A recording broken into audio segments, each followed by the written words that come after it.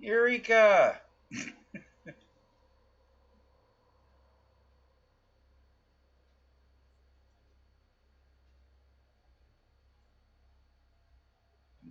For some reason, am not hearing anyone. Give me a minute here. Volume mixer.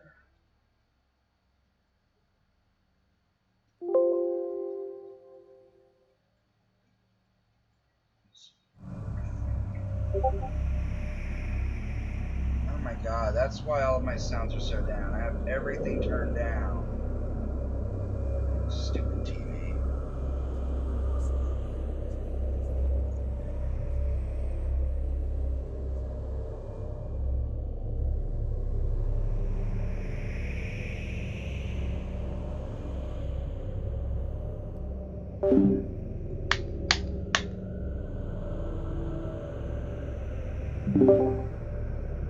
Alright, how's that? Is sound good and everything?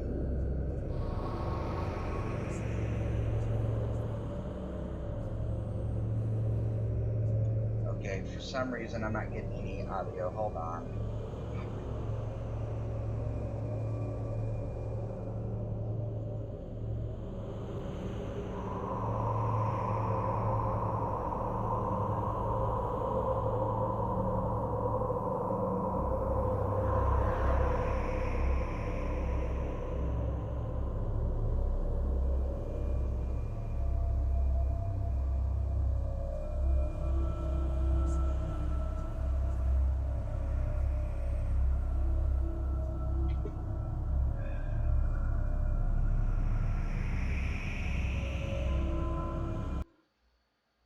There we go.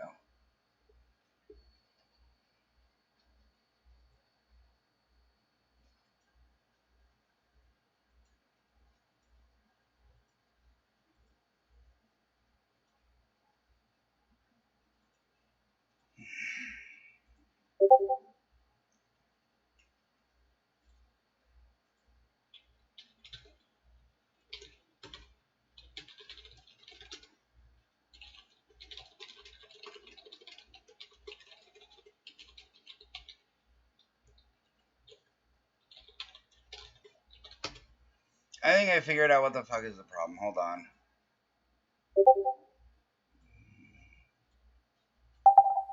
There we go. I freaking had it automatically porting to my headphones. So sorry about all that. I can finally hear your wonderful voices now. How's the week been? Week's been pretty good. Week's been very interesting. We've had a lot of progress and a lot of news regarding the RPG. So World Anvil apparently is doing YouTube sponsorships, and I actually am talking to the guy who runs it, which is really cool. And so I'm hoping if I get more videos out that I can actually get a sponsorship with them, since my site's, I'm hoping, is going to be one of the bigger and more influential ones and on that platform. So yay. Character sheets are 99% done on World Anvil. Once that gets done, I'm going to go through the process of transferring everything over. So we have an established character sheet for you guys that's not going to get fudged or deleted if I accidentally have some sort of computer spaz. And the website itself is about 80% done when it comes to lore and in-game stuff. Just to let you guys know what happened, Raven is and his friends ran another mission on a Friday, just locally, and so him and his buddy. Halgore, do you wanna tell him what happened and catch them all up? Yes, I can't. Okay, I'm not going to do that voice. Yeah, please don't. I'm going to try. Basically, we went out. Aaron sent us on a mission to protect caravans and just fight some goblins. But instead of fighting the goblins, our great negotiator, I forgot, it's Rexia. Um, he was the great silver tongue of our group and somehow negotiated to have the goblins work with us. That's a really basic summary, but yeah. So yeah, instead of murder hoboing an entire goblin encampment, they wound up making friends with a goblin named what was his name, JJ? Meat grub. Meat Grub. Yeah. So in the city, there's now a goblin ambassador named Meat Grub that's wandering around the streets. Um, they negotiated a deal with the goblins to actually help protect the caravans instead of attacking them in return for food and supplies. So yeah, that's what happened while you were gone. Okay. Sounds ideal. Sounds ideal. Yep. So Aaron comes in with a smile, and after is letting you guys kick around a bit. She um, thanks you all for coming. Lets you know that the portal's back operational and that she's ready to go take another trip down into Qual Question. Um, since we've didn't know the state of the stronghold, and Melissa, the mistress Melissa, who donated the stronghold to us, really doesn't remember too much about everything in there. She's going to take a little bit of a different approach to this. So, as she explains, all she wants you to do is try to secure the top level. She says, don't worry about the bottom floors. And what she wants to do is try to secure at least a portion of the area so she can send in soldiers and other people to secure the area and try to establish a location inside Qua Question. And we can actually get a foothold in there and then slowly start to clear out the rooms and occupy the cavern more. So she asks if anybody has any suggestions or any objections to that sort of game plan.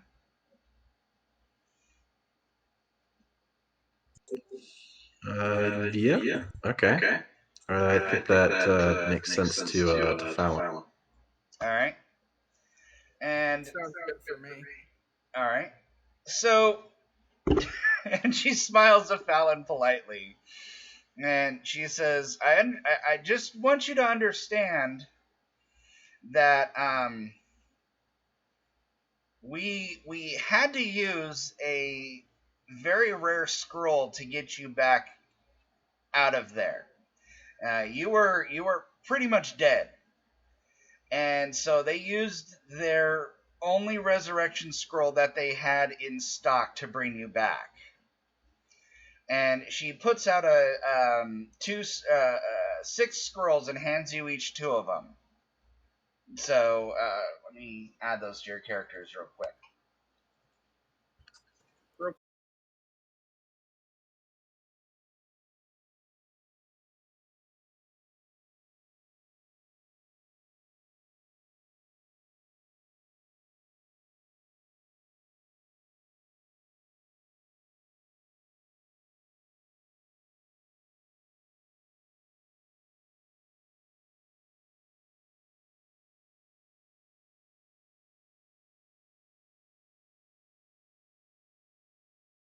Real quick. Real quick, how much would a two-handed sword cost? I'll bring you before we do anything. I'll bring up the inventory stuff, and you can go through and do that stuff. Okay, thanks. So scroll of cure light wounds. She hands every two of you, all of you, two scrolls of light wounds. It Yep. says that I have no sheet, so I can't really add it. Give me a second. I'm doing it right here. I thought I assigned you the sheet. Player configuration, player avatar, Fallon.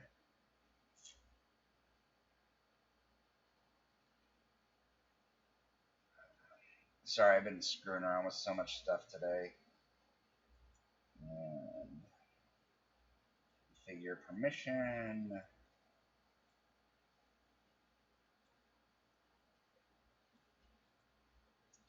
Person's the owner. Let's do that. And all right, try opening your token now. This character has no character sheet.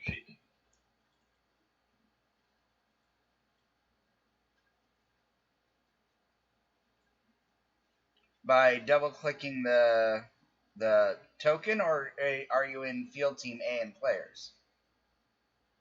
What? Are you accessing?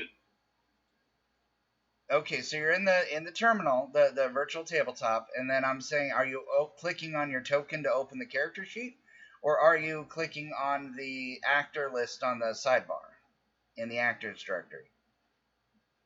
Clicking on the thing at the top that says character sheet, or just sheet.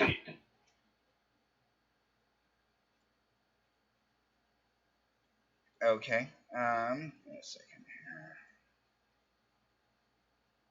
Can you send me a screenshot just so I can see what you're doing instead of trying to guess, and then I'll be able to see what's going on better, a little bit better.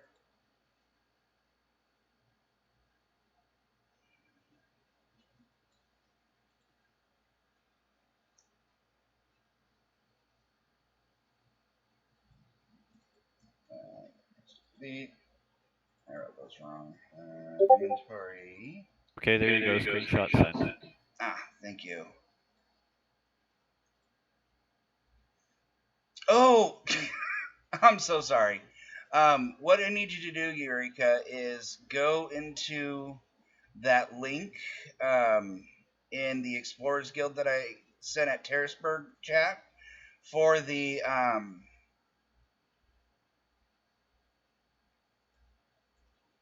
to join the Foundry Virtual Tabletop website. So the one that's just a bunch of decimals. Yes. Click on that. I thought that was a link to some VC voice chat related thing. Oh, okay. Not a problem. Like I said, I'm still trying to integrate all of the systems. Eventually, and hopefully in 5 or 6 months, everything's going to be streamlined and really, really easy to do. So I'm sorry, you got to help me work out the bugs here. There you are. Okay. Now, if you hold your mouse down, you can see this is where your character is mouse. And you can double click on your character, and you should be able to see your stats and everything. And then we'll go through and get you geared up here after we're done with this. But let me. Okay. Yep. I see her thing here. Yeah. All right. Cool. So here's how this is going to work with the scrolls, because you're still able to hire other retainers if you tell me which classes you want. But the scrolls are a very they don't have that many. So what that means is, if you were to use them, that's fine, use them if you need to. But if you were to come back from your adventure and have not used it, then you're going to get bonus XP for turning those scrolls in. Does that make sense? Right. So we want to make sure that you're safe and taken care of, but we only have a limited supply, and it's really hard to make these. So if you can bring them back without using them, then that's great. She also says that they've recovered a staff of healing. It does cure light wounds once a day. She says that you can check it out, but if it's lost or broken, that you're gonna have to recover. You're gonna have to take a hit of your cut to pay for it. So you're gonna have to put a deposit on it. But that's up to you guys if you want to check that out or not. Fallon kind of taps his fingers on the table a few times and thinks about it, and then he says, Well, yeah, I don't really think I want to take that kind of risk right now. If that's all right with you. All right. Anybody else want to check that one out, or How much is it to rent it? Oh no, there's no cost to rent it. You just need to bring it back. If you don't bring it back, that's when you start getting docked, and they'll take a portion of your. You'll get a deduction from your earnings until you can pay it off. It's not It's not indentured servitude whatsoever. I'll take the rest. Okay, so you want to get the staff of healing, or Yes, okay, please. all right. Give me a And second. I'd like to see. I don't have it. It's just going to go under your miscellaneous. It's just you use it once and it casts Cure Light Wounds. Yeah. Okay. Well, no. I was gonna say if we could see the people we could hire for today. All right. Is there any particular job classes you're going to be looking for? Could we potentially see some clerics? Okay. Give me a second here. There's 3 of you. Oh, you guys don't have any healers in your party, do you? Yeah, we need a healer. And PC.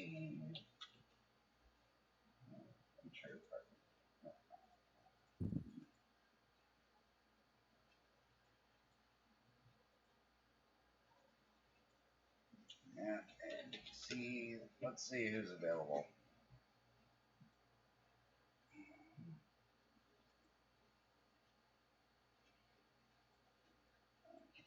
Clerics.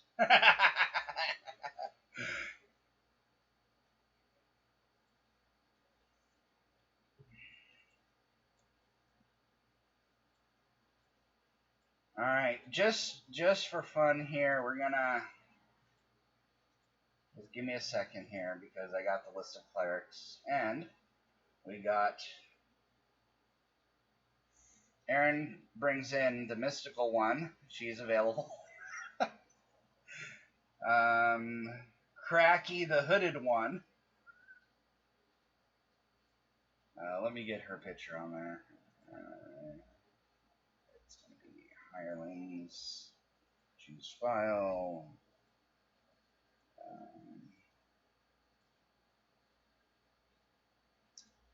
And hirelings. Clerics. Cracky the hooded one. Select. And we're going to do that. That. Okay.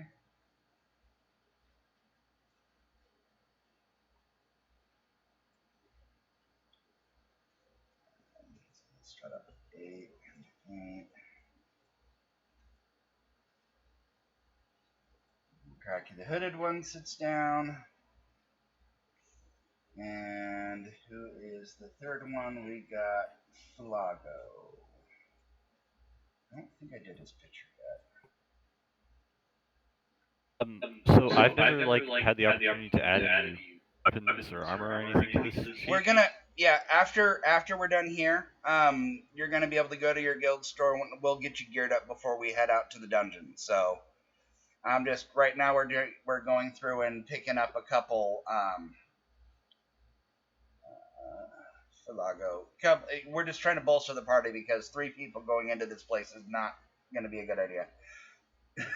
Right. So, there we go. Select them because why not? There we go. All right. So the 3 people that show up are the mystical one, Cracky the hooded one, and Falago. And they're all acolytes. Cracky is I'll show you their character sheets. The hooded. Here it is.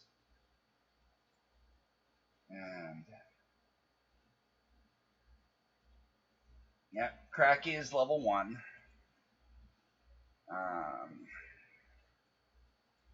So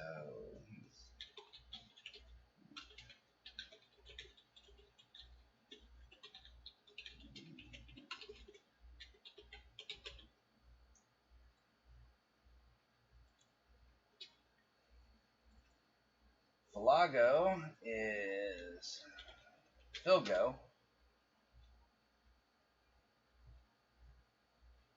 Oh, I didn't roll his level. Let me do that real quick. And he is no. Oh, I know how it is. Stage, stage, and stage.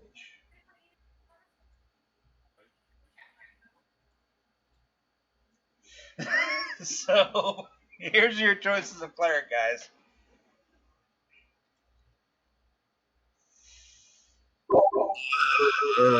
I suppose first of all, the mystical one. You freak me out. I'm sorry. Like, if you could just tone it down a little bit, I think you'd have a job. You get me? She seems rather indignant at your comment there. She's like, I have served countless others and helped them out with so many things. I am more than willing to ensure the safety of everyone. For I am the mystical one. Her hair's flying everywhere. It's emitting golden light, and it's just, Yeah, it's just last time that we were up for a job with me. You kind of, I don't know what you said something like, you worship the ground that I'm walking on or something. I don't know. It kind of freaked me out a little bit. She humbly apologizes because Aaron kind of gives her a glare. And so she just politely smiles and tries to tone it down a little bit. By the way, she is... I think I said, didn't I make her... Yeah. Sorry, JJ. They're all level 1, so nobody can really cast any spells. But they're still good. They're still good meat shields. Halagor looks at all of them and asks if they can cast. Specifically looking at Cracky, who does not look like a cleric.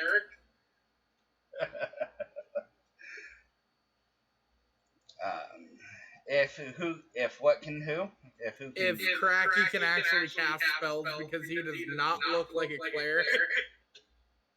Okay.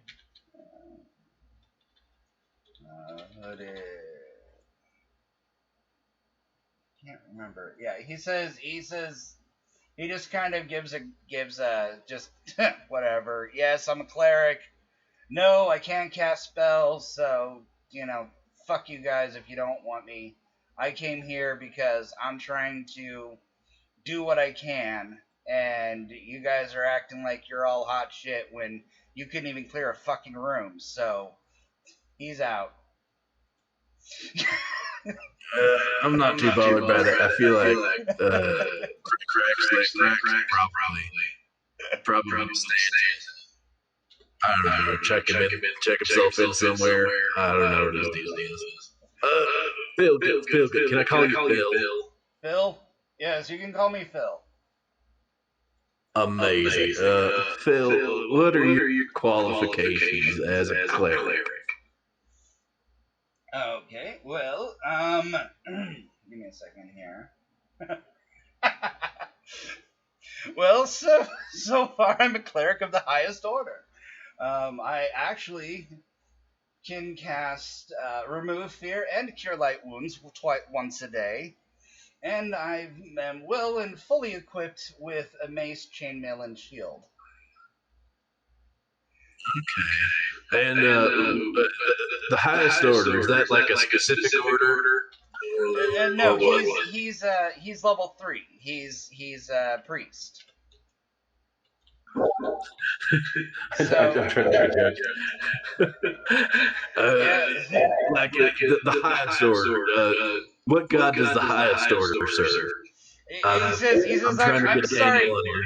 He says, I'm sorry if you misunderstood. I meant in the context of my job class. I'm one of the highest. I I'm one of see. the Okay. highest clerics that are a member of the guild. I see. Okay. He also I see just that wants makes. yeah, he wants you to know that he's also from Mystara. So as far as worship goes, it's not like what most people do around here. He worships one of the immortals who's ascended, and he wishes to venerate himself to be like the immortals that his followers worship. Sorry, I don't know if I said this earlier. What I wanted to do, just because a lot of these modules have a lot of insider background knowledge. So I'm thinking 80% of the NPCs you're going to be interacting with in Ard Vanois are going to be Mistarans. Because these people, they just got word that they've got connected to their homeland. So these are going to be the first people to join and to try to get in contact and to find the people that they've lost. So these people are going to be very frantic trying to get out and are going to be really, really looking to expand upon their past and try to connect with people. So just giving you a heads up on all of that too. So a lot of the clerics that you're going to be working with aren't going to be worshiping extraplanar deities like in Faerun or anything. They're going to be worshippers of immortals who are going to be the ascended player characters of the olden days, basically. So I hope that helps with a little bit of context. Yeah. Okay. So Fallon obviously not grasping the gist here. Just kind of goes immortal. What? Who's immortal? He says, my patron, the one who blesses me my magical powers. He was a man like you were, but he eventually ascended to a higher realm of existence because of his piety, and one of the other previous immortals sponsored him and brought him up to godhood. And so we, as followers of my patron, he's really not wanting to say too much about the name of the patron, so he's just kind of avoiding it and just saying his patron. Oh, I get it. It's like a real embarrassing name or something, isn't it? Just like He just smiles politely and says something like that. okay. Well, it sounds like a pretty sweet deal to me. What's your share? He's like, well, as the standard guild rate is normally a half share, I'm more than happy to do that, but I will need you to take care of any sort of day-to-day commodities. If we have hotels, or if we're staying in any inns or anything like that while we're out, because I donate all of my extra income to my church, I'm really unable to support myself in that way, and so that's one of the stipulations I'd ask for to take care of room and board on top of my share. You want us to pay your expenses. What's that? Yeah. Okay. Yeah, expenses. You want us to? Hey, I can respect a dedicated community member like yourself. Okay. Uh, Yeah, I don't know. I feel like maybe you're hired. How's everyone else feel? I think Phil is a great addition to the team. If everyone else is okay with it.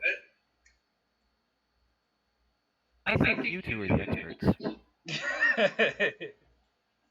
Okay, give me 1 second. I'm just finishing up his character sheet here. He's one of the one I didn't finish last night. Is the one that freaking rolls up, of course. So, where is game info? Okay, I want to lock these.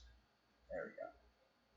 Races, classes, cleric, experience table, 3,000.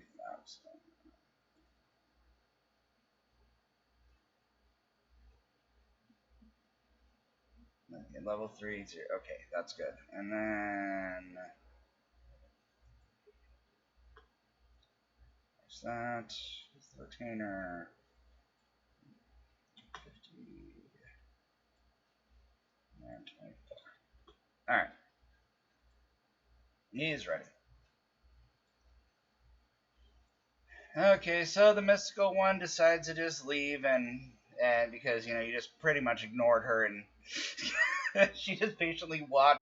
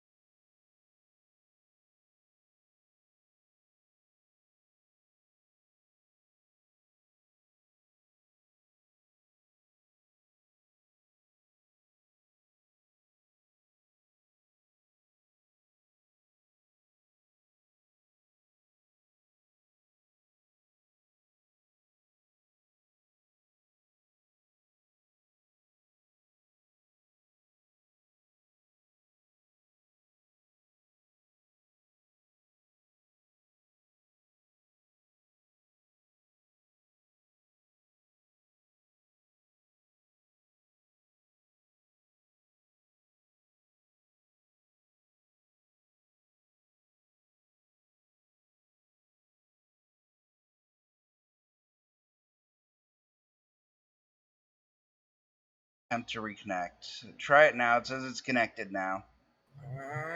Let's just refresh. Nope, still says be right back. Let me come in there. Oh, now it's back. Alright. Okay.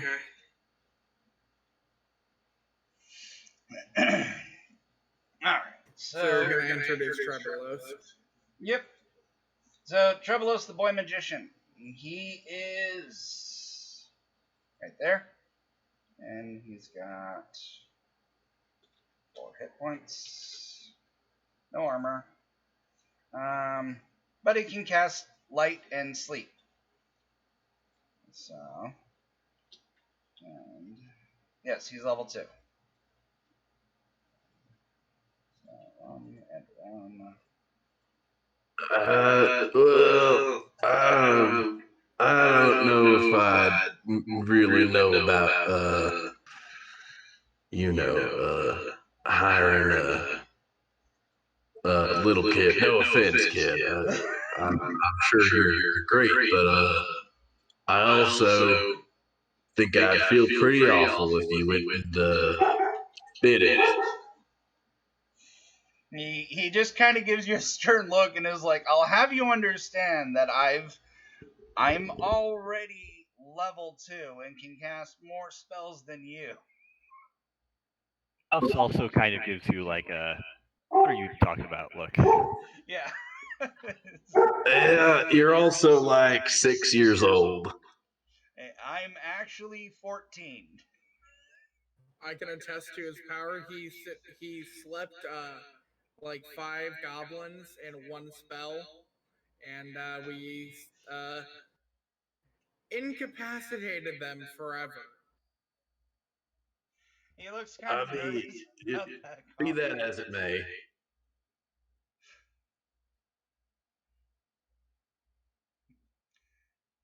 It's up to you guys.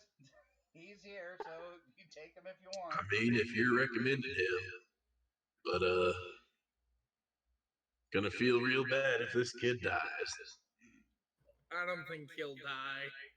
I mean, we have a level 3 priest here with us.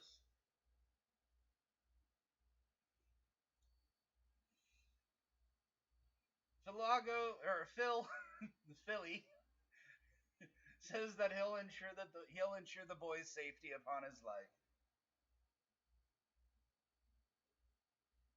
and that these are strange times, and all must come forth and put forth the effort to help save the people around. Sure, whatever you say, buddy. All right. So, anything else before we get Mouse's gear?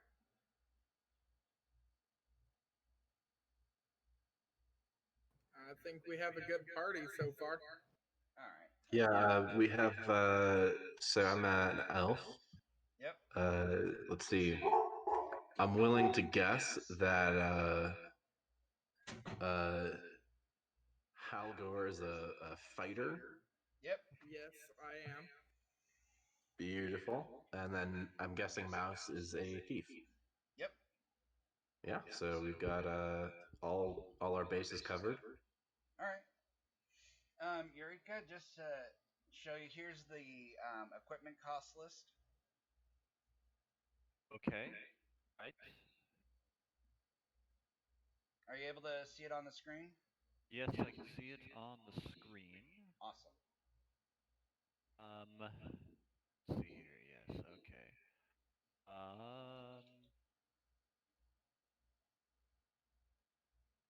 I'll be wanting um probably a light crossbow, probably a dagger. I can use a short sword, right? Yep. Yeah, you can. Um, I use a normal sword. Yeah. In that case, I'll also be wanting a normal sword. And let's see here. Backpack, I definitely want that. Probably a lantern. All right. Give me a second here. Backpack, lantern, lantern. Probably iron rations. All right.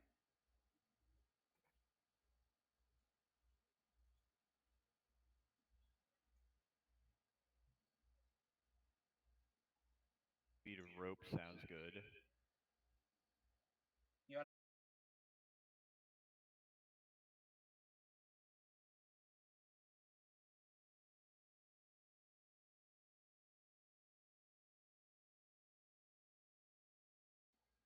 Definitely going. I'm going Okay. down the list. Oh, I'm sorry. Yeah. Rope. We want a large sack for carrying loot. All right. Spikes and a small hammer looks smart. Um, thieves' tools, definitely. Might I recommend the 10-foot pole? So I can keep gross monsters at bay. That or poke treasure that you think might be trapped to set off trap from 10 feet away. Oh well, then suppose yeah, that might also be smart. Okay. I was thinking it might be difficult to carry it around with me, but yeah. And probably torches into water skin. All right. Question: I closed it. How much is a crowbar?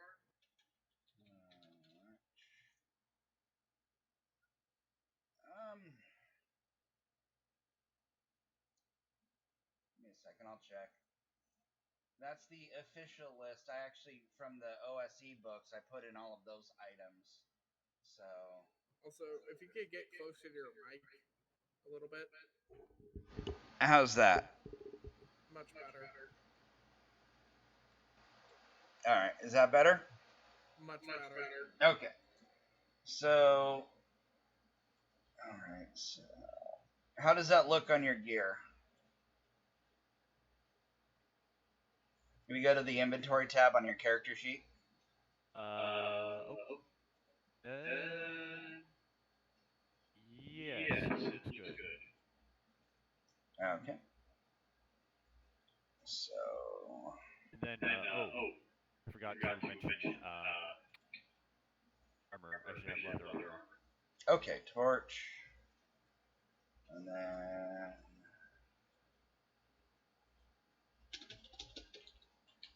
Armor. Leather. There we go.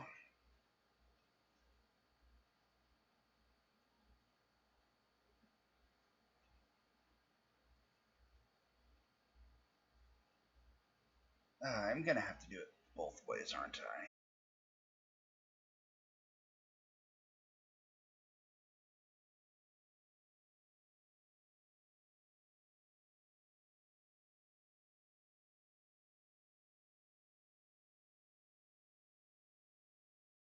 Okay, whatever. We're good. And so let me just add that up real quick and cash you out. And info. Equipment costs. So minus leather armor. It's 20. And minus dagger. Minus sword. Minus backpack. Minus pole. Minus ration. Minus rope. Minus sack. Minus spikes. Minus thieves' tools.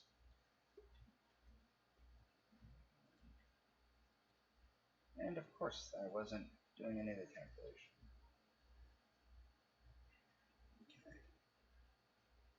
Okay. There we go. Alright, you look good.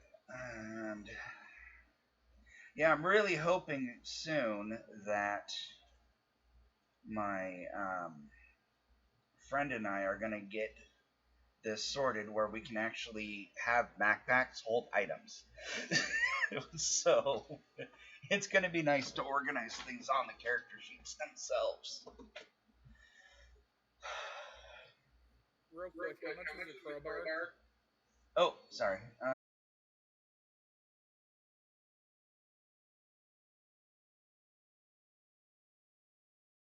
And open it up. Looks like it's 10 gold. Oh, okay. Do you want a crowbar? Yes, I'm trying to get a crowbar. All right. There you go.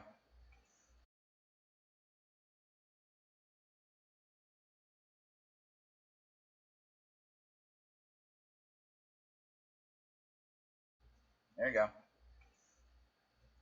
One crowbar and take away 10 gold. I'm doing that right now. Awesome.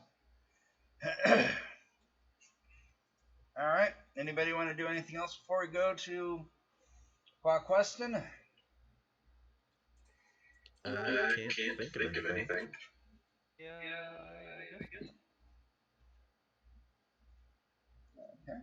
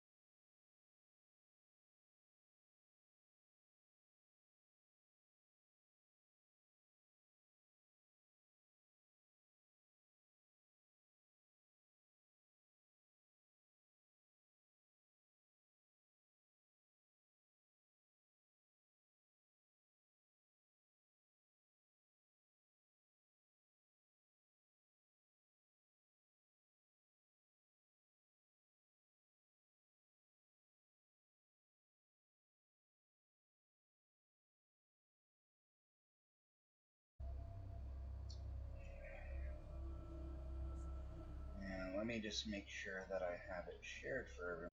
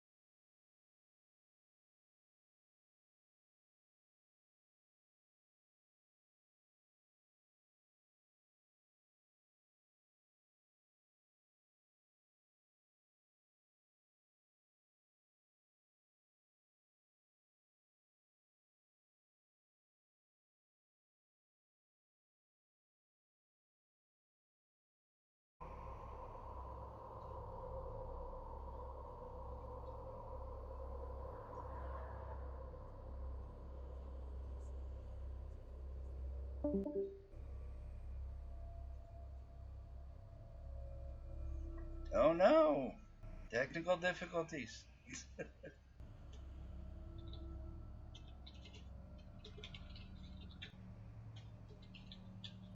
be right back again on the stream. Okay.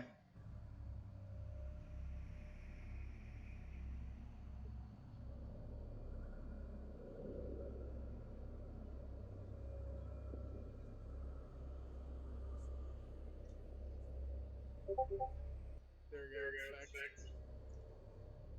Yeah, I'm checking the performance metrics and stuff. It says I keep disconnect. The stream is disconnected every now and then, but just I need to try to figure this out this week about the streaming.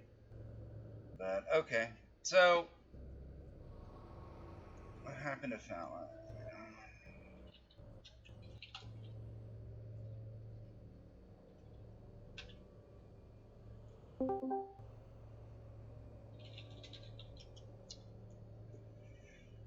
All right.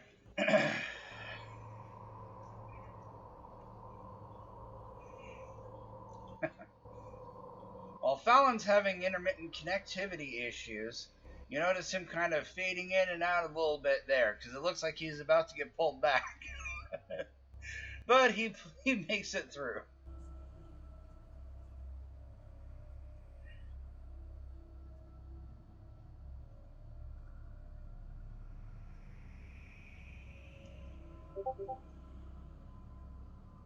Okay. Jeez, that was...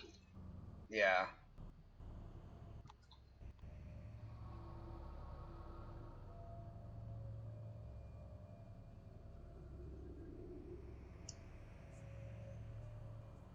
All right. But I didn't write my browser's opening back up, so Okay. I'll be back in momentarily. All right. Hey, Halgor? Yes. You said that you're watching the stream on your computer, or you have the stream open on the computer.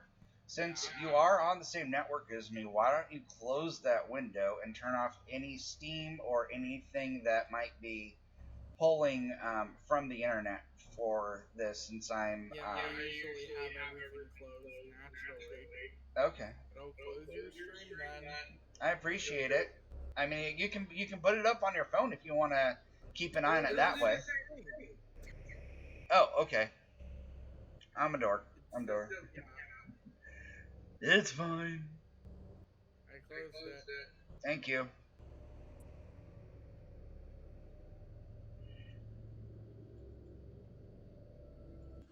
Okay, about to get right back in. All right. Okay.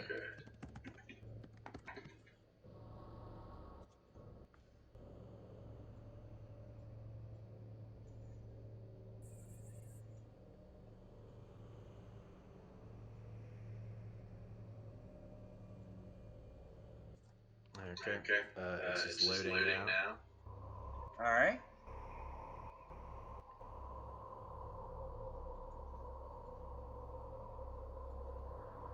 I'm just fixing some of the character tokens here.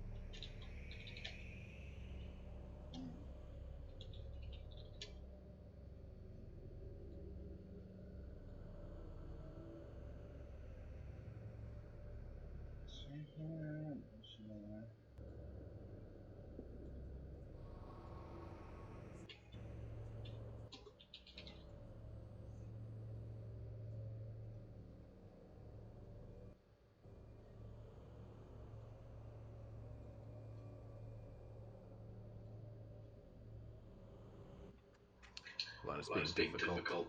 Sorry. For the time being, I suppose just assume that I am moving with the rest of the party.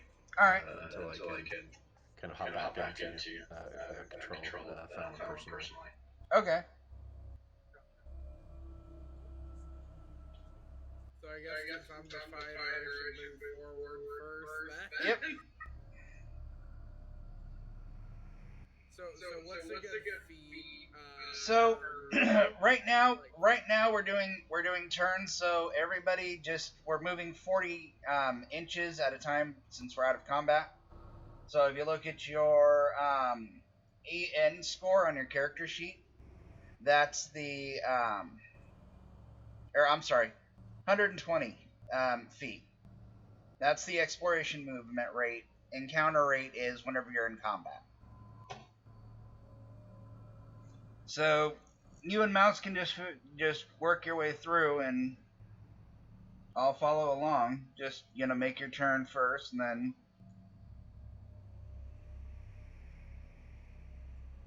That's literally 120. That is Yep. really hard to calculate.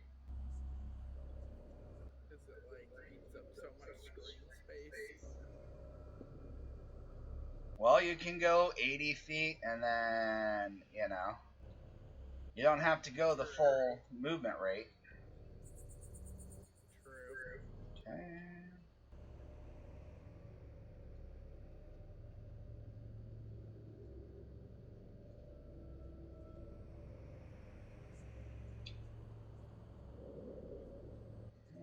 So right now we're just heading up to the entrance of the dungeon. Yep. Yeah.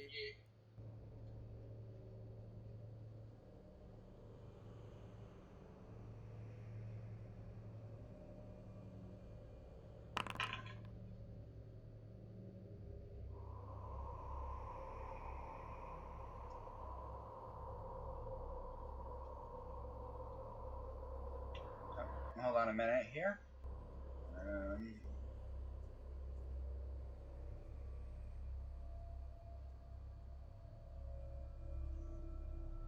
Shit, I need to look up something on the book real quick. I forgot what something was.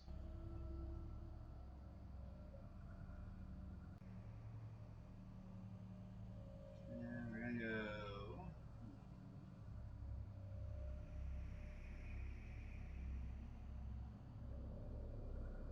Okay, there it is.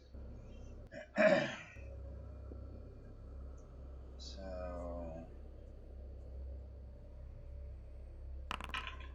Alright. one's following you guys, so you're good.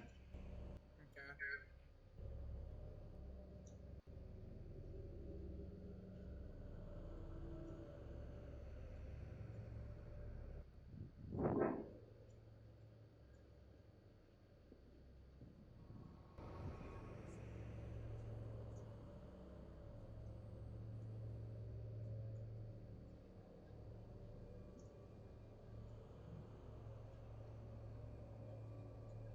Okay, I moved in some. Okay. I don't. Are you able to move your character now, Fallon, or no?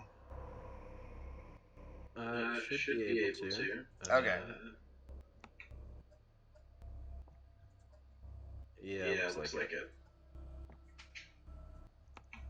Okay. Since you have more experience of this place, maybe you should lead. Alright. Let's see. We're still kind of in the opening little area here. Yeah. By the way, if anybody's artistic and wants to like try to do player maps of areas, I'm more than happy to upload them to the site into the Explorers Guild section, so you guys can actually like map out and make your own notes of what's going on around here. So I think that'd be a really cool thing if you ever feel you wanted to do that at some point. Sadly, So I can open MS Paint. I'm opening MS Paint. Okay. So we have the little hallway. So I'll use red as a doorway. okay, so it looks like the one-eyed fighter is gonna be your map taker. It's gonna be horrible, but it's gonna help us somewhat not get lost as much. Gosh. I'm just hoping that this place hasn't gotten reinfested. Since the last time I was here. Mhm. Infested? Oh yeah. Dungeons can repopulate. What was infested with the first time? Well, there were some barbarians, and there were some centipedes. Ew. So I guess Fallon makes his way on up to that door over there. Let's see. So it's how many spaces are we moving per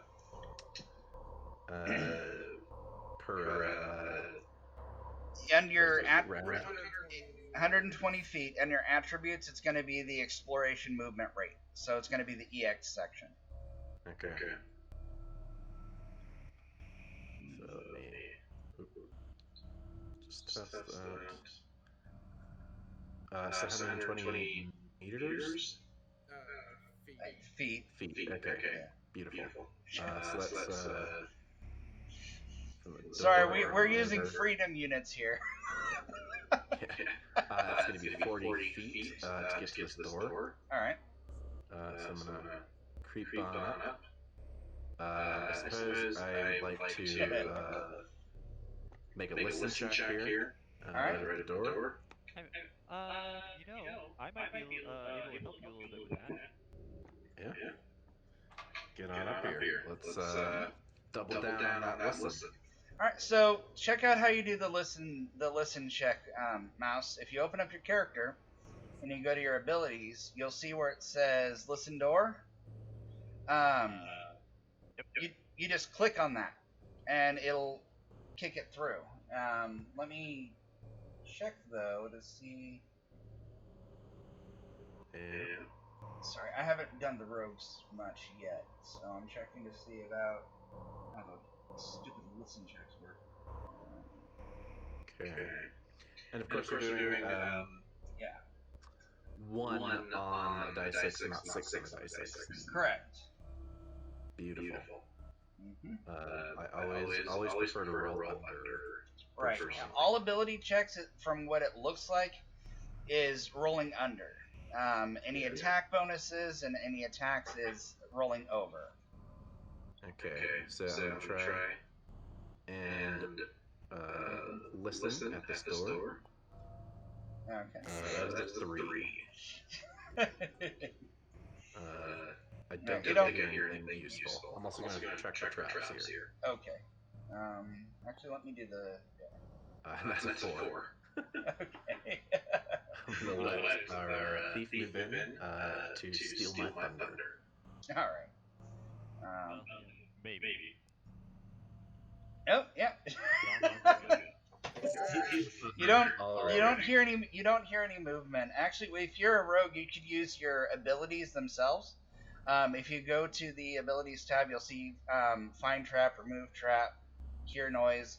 Those are actually better than the listen door, the basic natural abilities of the find trap secret door that all adventurers do. So they're more specialized. Oh, okay. Well, so will hear noise is different then. Yep. But that's fine. You don't hear anything in the door, so you don't find any traps. Looks like we saved to open this one at least. Yeah. I'll let the big one with armor do it though, just Yeah. because you never know. Yeah. I'd say back up a little bit. Okay. Okay. Just right click it. Just click it. Okay. It appears to be a hallway and no explosions yet. So I'm gonna get out the MS Paint. Okay. There might be like a real super annoying door, and like the mouth that opens on the wall, coming up down here. Just ignore it. It's hate that mouth.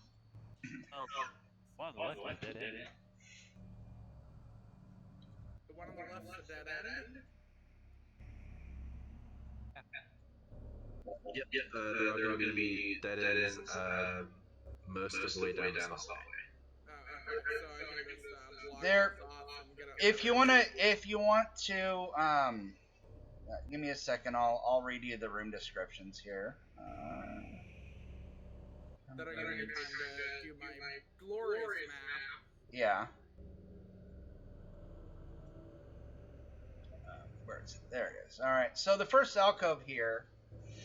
Basically, by inspecting it, you just notice that the post has been abandoned for some time. So there just really hasn't been anyone here. Well, knows? Maybe this has been repopulated and we'll get paid for doing absolutely nothing. We never cleared the whole floor out in the first place, so just hold off on the Why? celebration. Well, everyone died, or almost died. What? Oh yeah. Unfresh meat. Reinforcements. I don't want to be reinforcements. I want to live. I want to live, but I also want to get back home. Which, no offense, Phil sure as heck ain't the star. He just kind of nods. Shield personally, because I want to defend myself and not get just slashed down the neck. I suppose I might be from Miss Tara. You never know. Yeah. It seems like a normal hallway. Wait, hold on. Let me pull up. Oh wait, that's another. Yeah, this is crossing over the one turn limit by about 40 feet here. Yeah. Give me a second. Or 60 feet, actually. Sorry. Mouse, as you were walking by the give me a second here. Why did it do it? Okay, never mind. As you were walking by this alcove over here, you notice that it is a lot more. There's less dirt than the previous alcove, and you can actually kind of see tracks that kind of just stop, and it just kind of looks something looks off to you about these two alcoves. Hey, hang on a second here. Guys, guys, come back. Yeah. What? Well, it's these walls. I don't think they're. I think they might not be walls. What? Are you kidding me? I think they might be doors representing. Look, look. I think look, tracks. All right. All right, so you guys are. I suppose we could both make secret door checks. Mm-hmm. I'm supposed to do these in. I'm supposed to do these in secret, so just give me a second. And you can, from what I was reading, you can search multiple times apparently. So, give me a second. Yeah. It's not like second edition where you can only try something once. Right. And if you fail, it's forever closed off to you. Okay. Skill check for this. Your secret door. I'm doing the rolls for you, just because you're not supposed to know the results apparently. Just rereading it. But anyways, if you guys are taking each side, you search both doors or both hallways or little alcoves. Don't find anything just yet, but let me do one more thing here.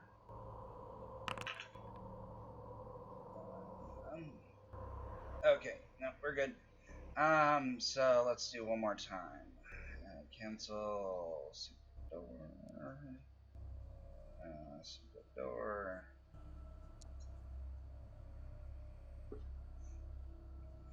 All right. Mouse, you push something and it just opens. Hey, what do you know? Hey, whoa. How'd you do that?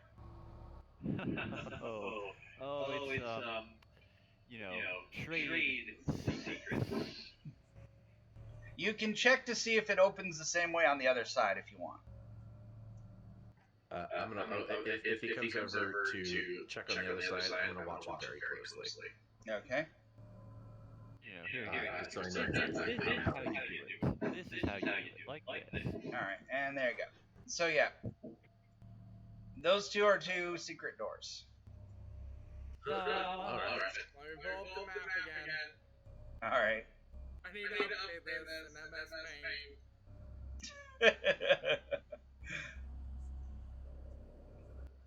Mr. Kaiju, if you can somehow provide me with map making software, that's really love that. Oh, come on, you're supposed to do it in a sheet of graph paper like we used to in the old days. Oh, that'd be really fun. You don't understand what it was like to do. Okay, okay, I used to buy grids of hex paper when we would play, and Overland Travel was literally a blank sheet of hex, and they would do one icon that says, okay, this is the town. You have 8 spaces around this town. Where do you want to go? And they're like, all right, we go this way. And they're like, all right, this is forest.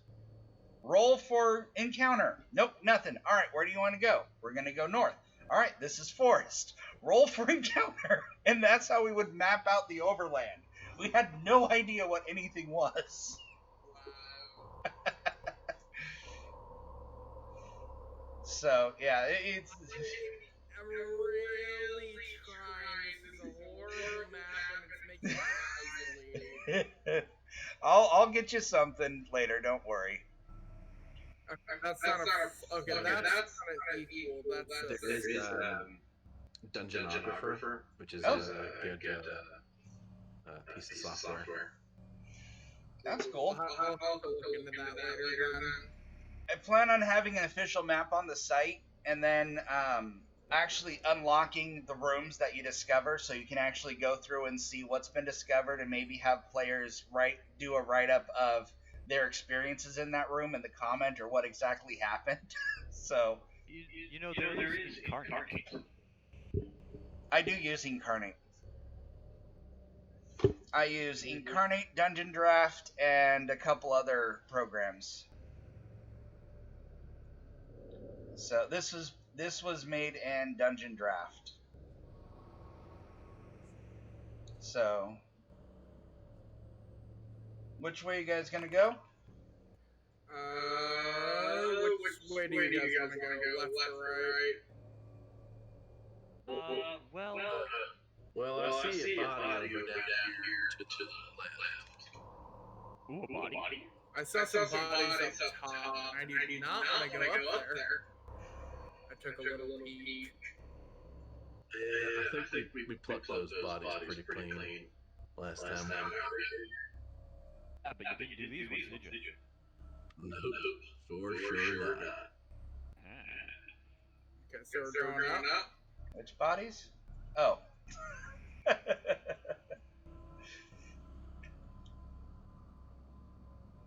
No. Come on. Hey, wait a second. Wait a second here. Hold on. Cancel. All right. Fallon, you successfully did your wisdom check. You notice that those are the same bodies that you guys looted. Sorry. I see. Those are basic. Yeah. Yeah, I'm having trouble figuring out what the secret doors are for. Okay, I'm gonna go down and check the other secret door. Hold on, JJ. As soon as you stepped right here, no, you said you're gonna go down this way. Yeah, where? Here. Where do I step? As soon as you stepped here, all of a sudden a giant lip forms in the walls and starts. Oh, come on. Finally, it's doing it. You see a giant metal spike in the middle of its mouth, and then this other one starts screaming. Shit. Can't move you out of the way. Where'd it go? Here it is. There you go. The other one's just, so it goes. It starts screaming. And then the second mouth says, only a group of foolhardy explorers doomed to certain death. And then both mouths, while one is going, woe to any who pass this place, the wrath of Zelagar and Rogan will be upon them. And then they disappear. But the stake is still in the first mouth. I thought I was gonna die. No, that's just the real annoying mouth I told you about.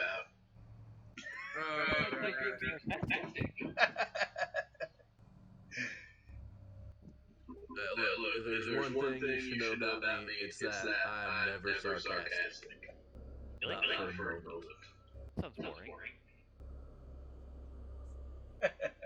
My life is pain. I'm giving up on the map. The character's not wise enough to work this headache. Wait, does that mean? So, down to the left, that was where the centipedes almost ended my life. Yeah. Well, down there, there's like a wacky, I don't know, it used to be like a kitchen or maybe like a garden or something, but it's all overgrown with these wacky mushrooms. Real big, and they shoot spores up in your face when you move too much around them.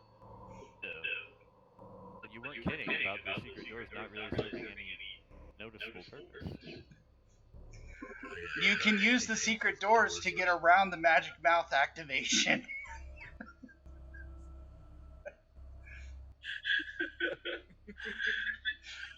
I think I might just use just get around the, yeah. Oh, shoot. Hold on a second. I forgot actual lore for you guys.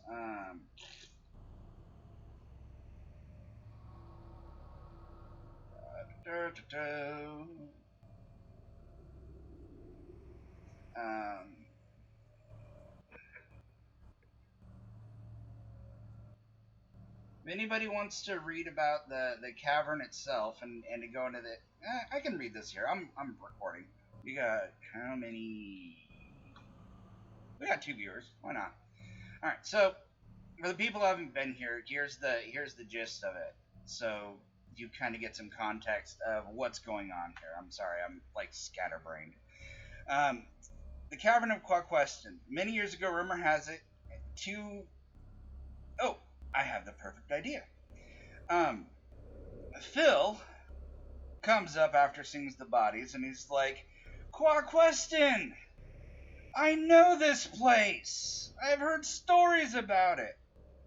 So, many years ago, he knows that there's Rogar the Fearless and Zalagar the Unknown, and they pulled the resources together and constructed the home, the stronghold. Wait. If Zelagar the Unknown is Zelagar the Unknown, how do you know about it?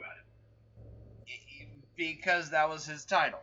He's very, very quiet, and this is years ago. So they've been long been defeated. Basically, they went out and took all of their treasure and built this complex and just kind of shut themselves away from the world. And they went up north to go fight these barbarians, and they never came back. But nobody knows where this place was. And so, yeah, this place can be dangerous because those people were like Ascension level fighters. So we need to be careful around here. He's visibly nervous now. Who else said that anybody else heard any, or is anybody else say that they're going to be from here or no? Mouse has no clue where she's from. Okay, give me 1 second here. But Trebelos is, and he comes up too, really nervous. Let me see how many he knows. 1d4. Oh, my little smarty pants. And 1, 2, 3. No, wrong ones. 1, 2, 3. 13, 7, 14. So he tells you what he knows is that Rogan's trophy room has battle relics of slain monsters that remain, and slain monster remains from his adventures. And there's also, he remembers reading a book about a pool room that has a lot of different waters within the complex that are magical, and that he knows that there's a second floor also. That's all he can remember about it from the books that he's read. Oh boy. Magic water. That worth a lot? What now about the water? Is it worth a lot? He doesn't know. He would have to see the pools to try to figure out how they work. But I mean, you gotta, I don't know, assume, right? He says if if Zelagar made the pool room, it's going to be something we have probably never seen, as he put it. Yeah. So that would be a very good place to probably secure for the guild. All right. Okay. Yeah, I agree with that assessment. Great wants for the guild means great rewards.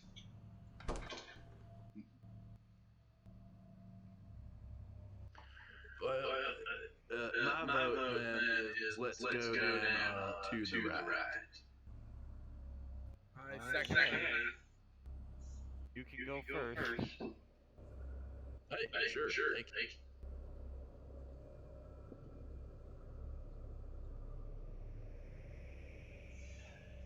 Is anybody able to drag Philago and Trebelos? I don't think I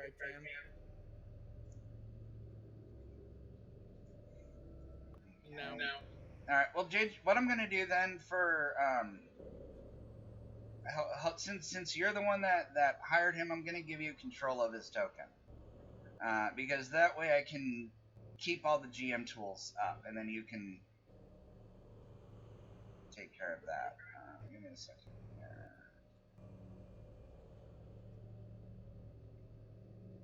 How do I do that?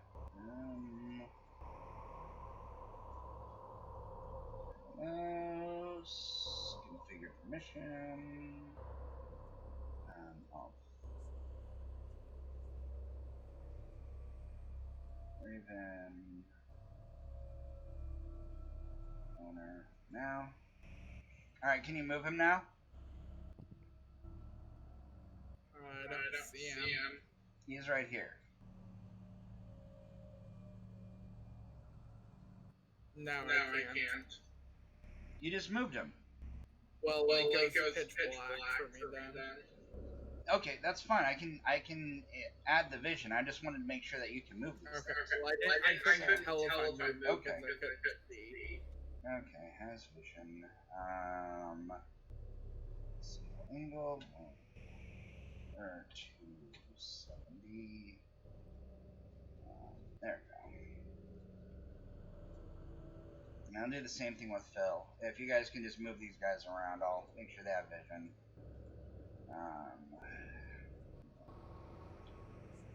Eagle 270. Okay. Alright. That works.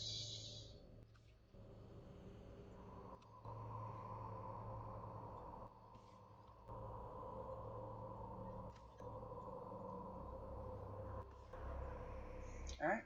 And next turn.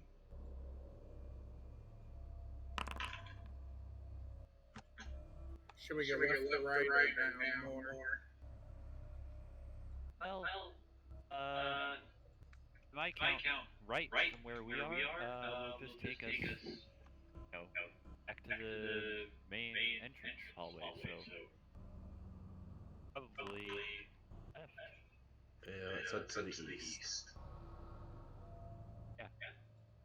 Okay. Okay.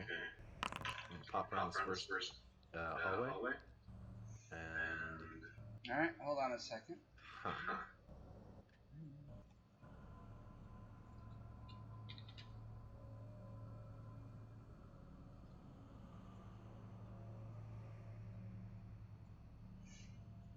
Okay.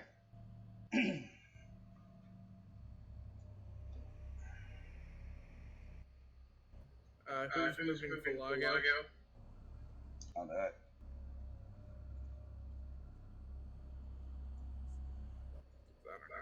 Just dark and movement.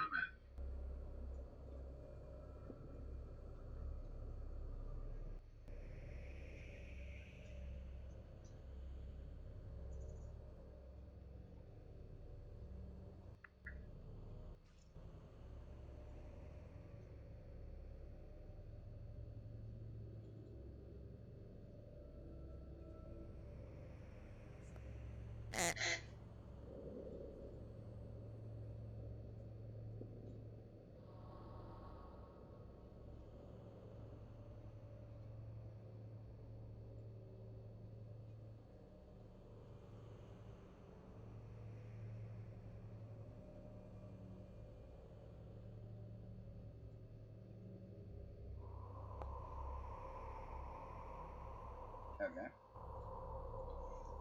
So what's everyone doing now?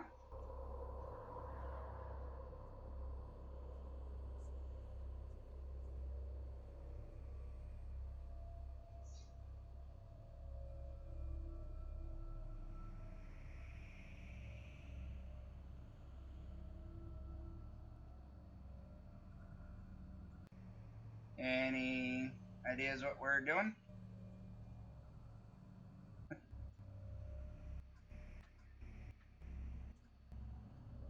So where do you think we should go?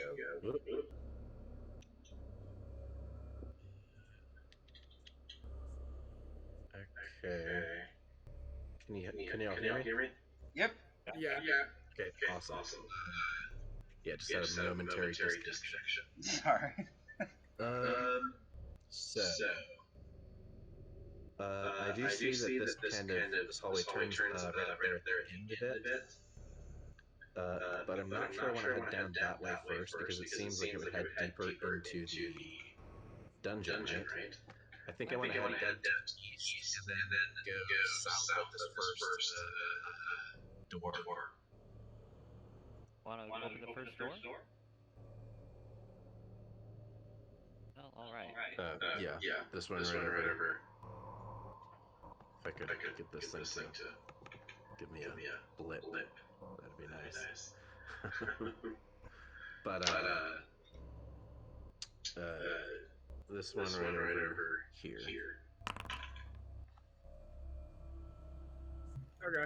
If you want to do that one, then I'm cool with that.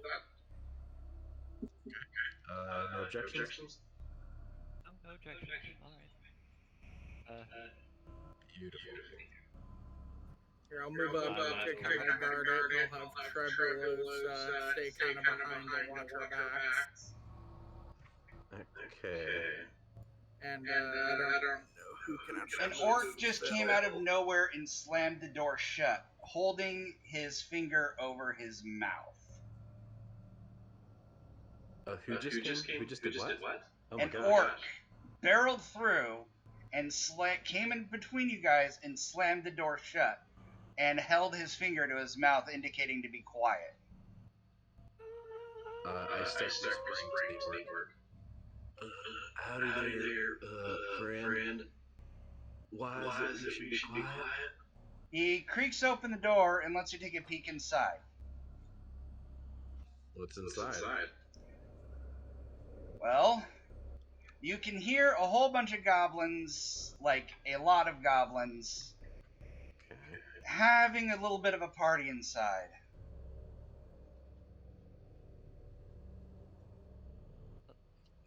That sounds kind of fun. That sounds dangerous. You think they'd kill us if we stepped in on their party? He shrugs. He just kind of shrugs and says, you know, things in here are not nice. And he leaves you at that. He says, this is my one warning. Many people are in here. Everyone's looking for the treasure. I've lost my brothers in other rooms, and I'm on my way out. And I've seen the stupidity you were about to do after we've discovered what was in that room. So I'm getting out of here. I think you should too. This is crazy in here. Goodbye. I feel that, brother.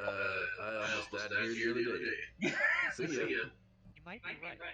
On the other hand, I love first edition monster reaction rolls because your wandering encounter, that's kind of what he rolled. So I say we don't go in the door and we check out the other door. Yeah, the one to the north right there. Yeah, that's no. Okay. Possible that something behind the other door might be worse than goblins having a party. True. Goblins having a party would be in a good enough mood to be, I don't know, like, isn't it? I mean, it could also be a lot better. I don't think that's likely.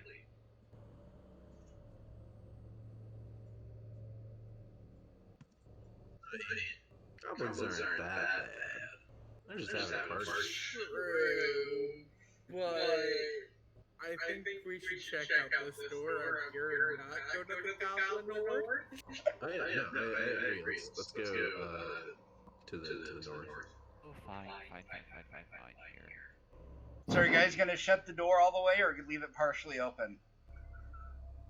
I am going to, as quietly as I can, as gently as I can, shut the door. Alright. I'm going to attempt to hear noise at the door. Who has access to Phil? Because he's still kind of all the way back there. No, I'll grab him. There you go. Alright, So let me get your listen checks in. And nobody really hears anything, it looks like. Yeah, nobody hears anything beyond the door. Can we get some trap checks as well? Oh, yes, I can try, yeah. Alright. Mm-hmm. And nope, you don't find anything. Okay. Alright. Go ahead and open it up. Can we check again? I also get a D6 trap check. Okay. Let's see. Do you want to roll it or should I? You can go ahead and roll it. I'm going to eventually program these so it's GM only so I can see it. You can make the roll, but I'll be able to see the result, not you. Yeah. So roll. Alright. That's not going to do it. No. There's a trap here. I don't know. Okay, fuck it. Yellow, I'm opening the door. Alright. Nothing happens. Nothing happens. I'm not getting murdered by 5,000 orcs. Nope. Okay. Wait a second, I just noticed something. So the regular flying trap is a 1d6 with a target number of 1, yeah? Yep. But my flying trap's ability is a 1d100 with a target number of 10. Yes. This actually works. It improves over time, though, I believe. Yes. It improves exponentially over time after level 1. So, yeah. Yeah, I think by the highest level you will be able to probably get, it's going to be like over 80% chance. Yeah. Guys, I see a little door up here.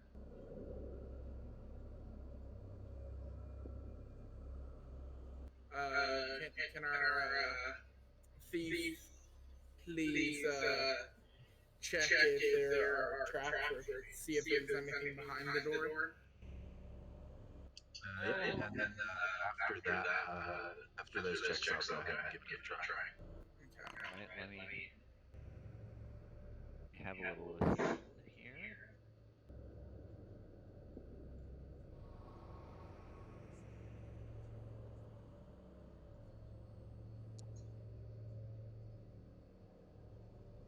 You don't hear anything beyond the door.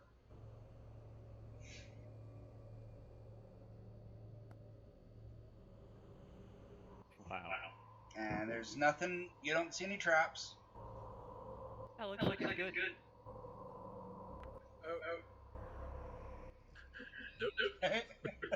I guess we open the door. I was going to try to find traps. Right.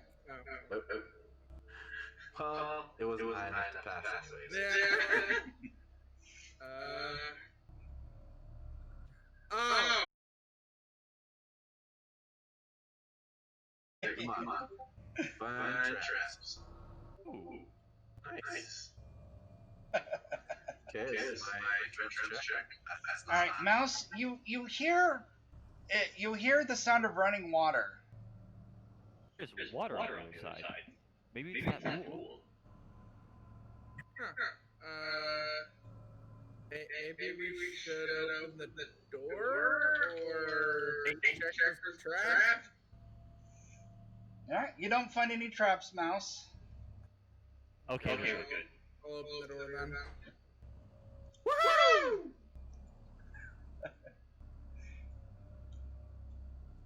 Oh. Nice. Shiny. Look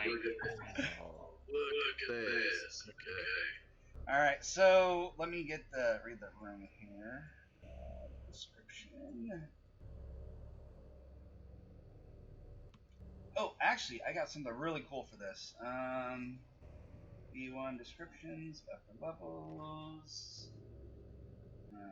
Where's the pool? There we go. The walls of this room are the same everywhere else. The floors of this room is covered in ceramic tiles arranged in a mosaic fashion. The majority of the thousands of tiles are golden brown in color, but the patterns of white and black tiles appear in various places to enhance the effect of a very striking design thusly formed. The designs of the various flowing lines, etc., are purely decorative. Trebelos can't really determine any meaning or mysterious messages behind it. But you count there's about 14 different pools. They're all about 10 feet in diameter, with the sides sloping to a maximum depth of roughly about 5 feet in the center. And every single one of these pools are a different color and sort of different texture. Some of them are bubbling, some of them are just perfectly still. What does my great Hellgore observe about this green puddle? A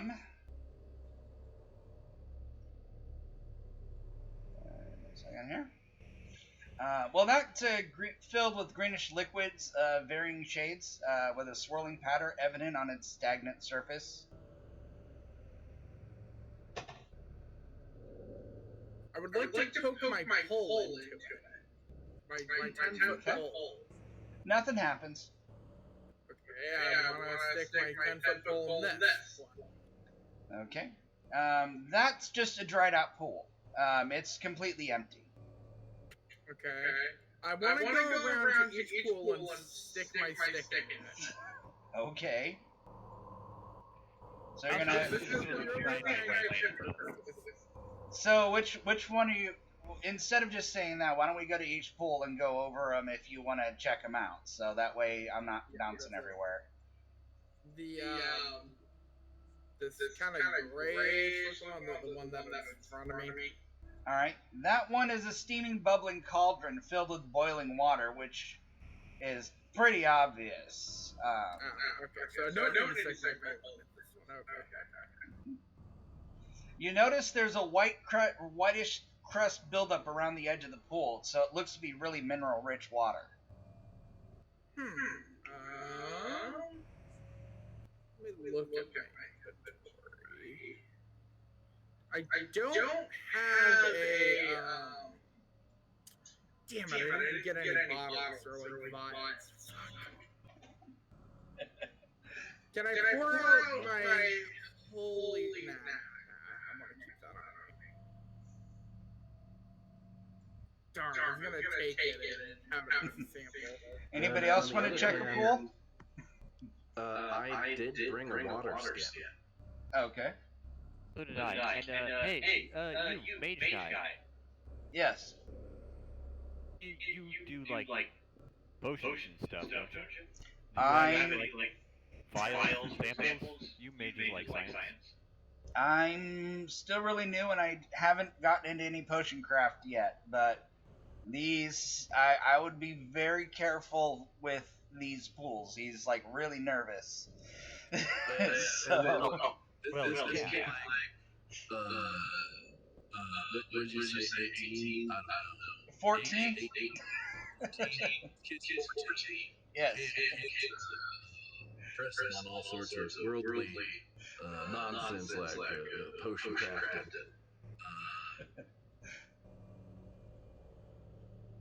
I'm just gonna say I'm not gonna touch any of the water myself because I don't trust it. Okay. I don't trust it either. That's why I have a pole. Yes. I don't trust it either, really. This Okay, hold on a second. I'll do something for you here. Draft tool. Boiling pool. Boiling water. Hold on. Mineral. Rich boiling water. Can you see that? Yes. Awesome. Okay. Absolutely. To sort of look into this green pool and consider the fact that pinky fingers really are overrated by and large. She's going to stick the tip of hers into the green one. Okay. So when you nothing happens when you put your finger in it.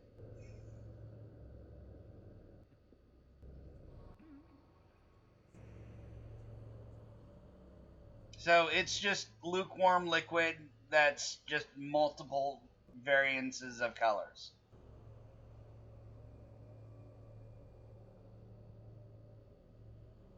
Try to lick like a droplet off.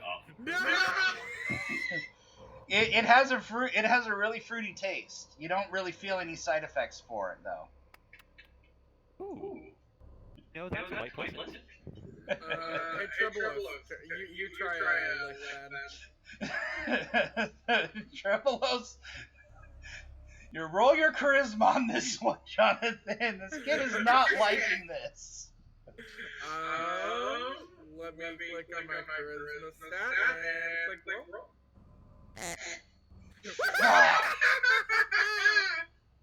He gingerly he gingerly takes a sip or takes a finger also, and he doesn't notice any effects. Okay. Let me check something. Proof. Let me do something real quick here. Fallon's just watching on in utter horror. He goes, you understand. He says, you understand that this entire test is completely ridiculous anyways, because if anybody was going to be making a potion, you know, you're not going to know until you actually at least have a sip. So then the face just kind of drains from his face. Then the color drains from his face as he kind of just says that and shuts his mouth because he's afraid you're going to make him drink it. Trebelos, I don't make you drink it. I wouldn't drink anything else here. Mouse just dumps out his water skin and fills it up with the green stuff. Alright. Are you going to do anything else or just fill it up? She'll try a larger swig. Alright, give me a second here. Nope. This is all for scientific purposes. Yes. So, let's see here.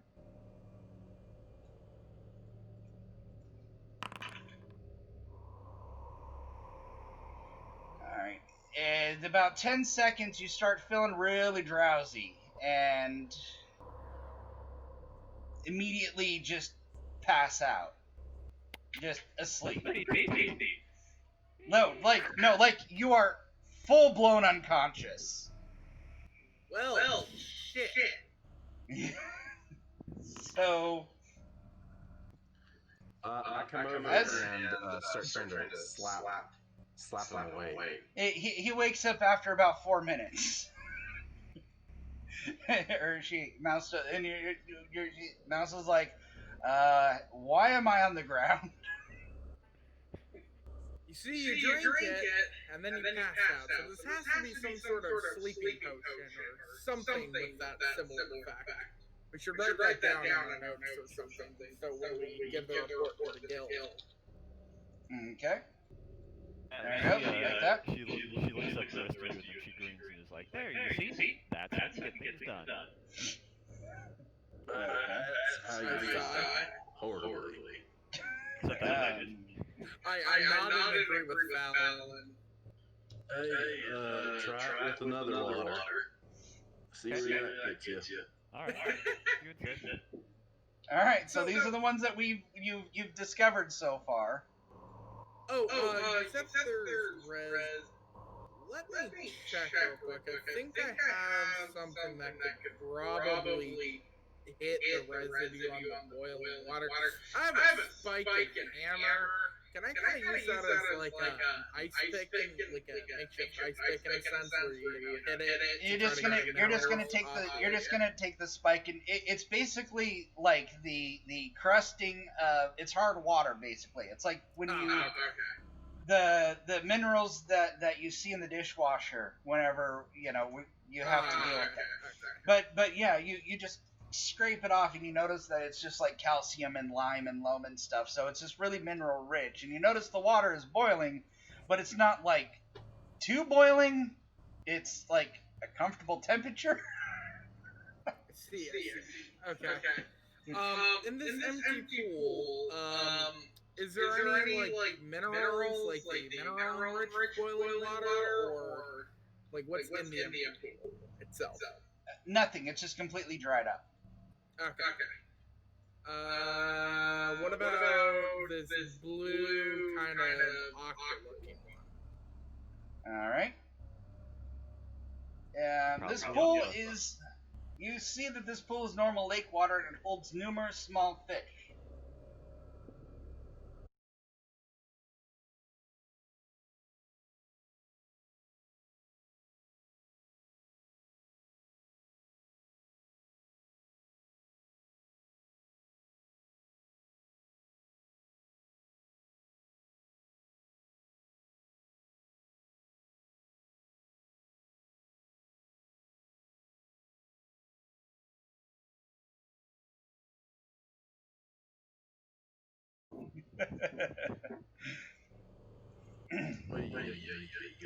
You cracked me up. I may not be wise, but I'm smart.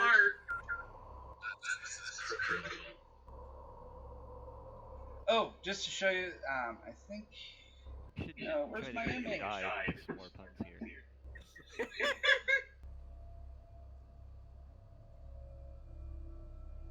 There we go. See? No. Full room. Okay. How come I don't have the picture? Oh well.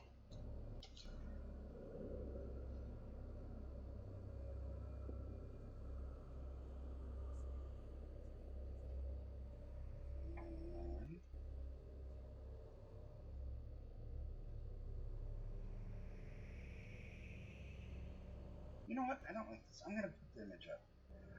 Pick which pool you guys are gonna do. I'm gonna upload something to show you so you can get a cool image of what this place looks like. Since I've been picking, do you want to pick Fallon or Mouse? Do this one. Which one? Okay. The green one with the Celtic symbol in it. I see. Woman of culture. That one could be interesting. Hey. Give me a second. Mouse. And of course I can.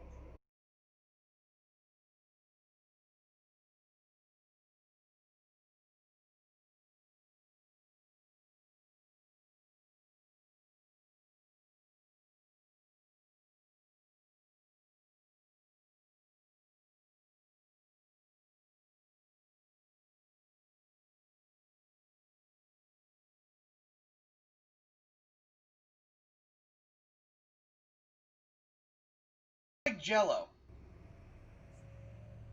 but it's not Jello, and it's sort of moving by itself. Is that a slime? I'll give you 14 gold to take it right. It's not attacking or anything because it's completely enclosed in the pool, but it's clearly moving and still alive inside. I think that's a slime. Perhaps. It's moving. Yeah, It's it's obviously a slime. Yeah, Literally it's slime ready to inhale. I wonder if Slime there's doesn't have a brain. It doesn't have a brain. like It, a mechanism around here to let it out so it can clean stuff up around here. I would not want to let out that slime. I've heard horror stories of slimes. Murder, Nonsense. Slimes are just there to clean up dungeons, okay? Like, they're an important part of any dungeon ecosystem. Well, if you're so sure that it's alive and a bad thing, stab it. But if I stab it under anger, potentially, Trevelos points out that if since this is indeed a slime, what the wizard probably does is teleport the slime from the pool to the rooms he needs cleaned, and then teleports it back. Yeah, which Because we can't do. So maybe we could just get rid of the slime. Could we kill it? I feel like we should just leave the slime here. Feed it occasionally. Yeah. And one day we get some folks in here who slime get let them take care of the slime. Keep the whole place clean. Oh, fine. What about this one? It's red. That's cool. Yeah, red's cool. It's all crafting Okay. and stuff. As you enter, sorry, give me a second here. Oh fuck this fool. As soon as you walk by, just the smell is making you lightheaded, and it's smelled with a sweet scent of wine. Ooh, I like this one. Ooh. Hey, I just got a real good idea. You should drink some of it. Want to poke it with my stick? Nothing happens when you poke it with your stick. I And pour this it is why. What do you say we fill up some wine skins with a mixture of this wine and that sleeping juice over there? Currently, we don't know if this is truly wine, but we think it's wine. I think we can fill it with wine. Mouse will pour out her water skin full of what is going to be the sleeping potion, and she'll refill it with the red stuff, and she'll take a drink. No, Okay. it's wine, no! Give me a second here. Could be wine. What if you? All right, so you took a drink, and you get really, really happy. What's your constitution? 12. Okay. And you are completely intoxicated now. And you drink, and you immediately take another drink. My man is fucking. And you are so. Delicious. That's another hour. You're intoxicated, and you're taking another drink. Hold on. Fallon, how about you Rude. That is a very rude thing. You notice Mouse you notice Mouse is almost compulsed to keep drinking the Hey, stop it. Hey, look, what's really rude Oh my god. is drinking yourself to death, okay? I'm not gonna let you drink yourself to death. Cut it out. No, you can't. I take the water skin out of his hand or her hand. All right, we just so- restrain Mouse. So Mouse, by the way,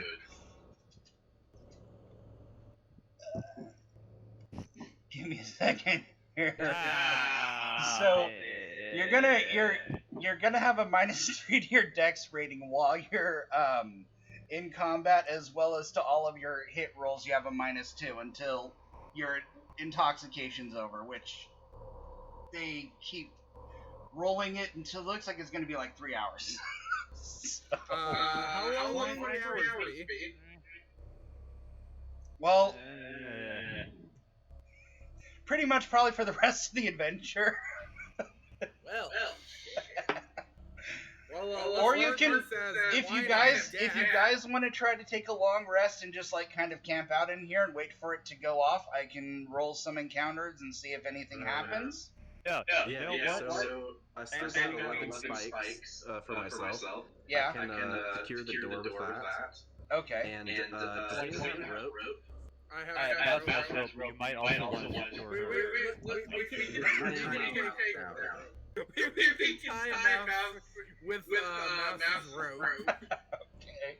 I'm going to take everything in that pool and I'm going to slip it. Yes. I believe it. I believe I was it. just tying Mouse down, and he's just like, nah, this ain't any kind of a weird thing on my part, okay? I'm doing this for your own good. You understand that, right? Mouse is like totally not paying attention. She doesn't even seem conscious of the fact that she's being tied up. She's just going She over doesn't. like her She future doesn't. business plans regarding the wine. This isn't anything weird. We're just doing it because we need to. Do not get the wrong idea, Mouse. We can call it mouse liquor. Yes. Personally, I want to pour out my water skin and fill it up with the wine too. Okay. But Mouse, whenever you drink, just look. Alex, by the bottle in Terraceburg. This isn't the worst idea. We should become business partners. All right. And you said you secured the door, so yeah, I went and closed it, and you go and and the door is completely secured. So, are you gonna explore the other pools while we wait out Mouse's drunkenness? Alright, so Yeah. Because door's secured, no one can come in. we just gotta put him in the corner. We'll have a little Trebulous watch over. Trebulous, listen, if Mouse starts moving somehow, breaking their restraints, you have permission to put him to sleep. Alright. Or another good way to stop someone who's trying to get out of restraints when you don't want to is hit them over the head real hard. Oh yeah, that works better. Hit him with a stick. Yeah, or maybe break their legs. So you have options. Listen, kid. Phil just is kind of glaring at your little. You could be like when I start selling alcohol to people. You would do an amazing job.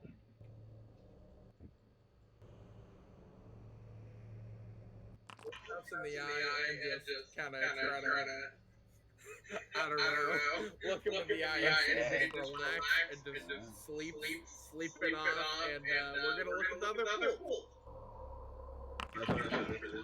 You can't sleep genius off. Okay. I'm a genius. Of course you are. So what's this crack looking? Okay, that is. Oh, I may be interested in the alcohol, but crack is going too far. It's kind of filled with a murky gray syrup. Poke it with my stick. It's you notice that it's like maple, the consistency of maple. Is this maple syrup? No, it's gray. It's like dark gray, but it's the consistency of maple syrup. I would want to try to feed this to Mouse, but this could kill Mouse. So I'm going to resist my urges and put this as an unknown. Okay. Unless Fallon can do some insight or something. That's a good question. Trebulous, come over here. Stop guarding Mouse. Just have Phil watch. Okay. Hey, don't try to poke my new secretary. Trebulous, what is this odd substance? He leans down and takes a really, really hard look at it and kind of pokes it with his stick and smells it, and he's just like, it smells rank is what it smells. It smells like dirty socks, and I would not want to get this anywhere. I don't see anything magical or anything that I recognize as dangerous, but I think this would be something you would give to somebody if you wanted to give them a bad time for a couple of hours.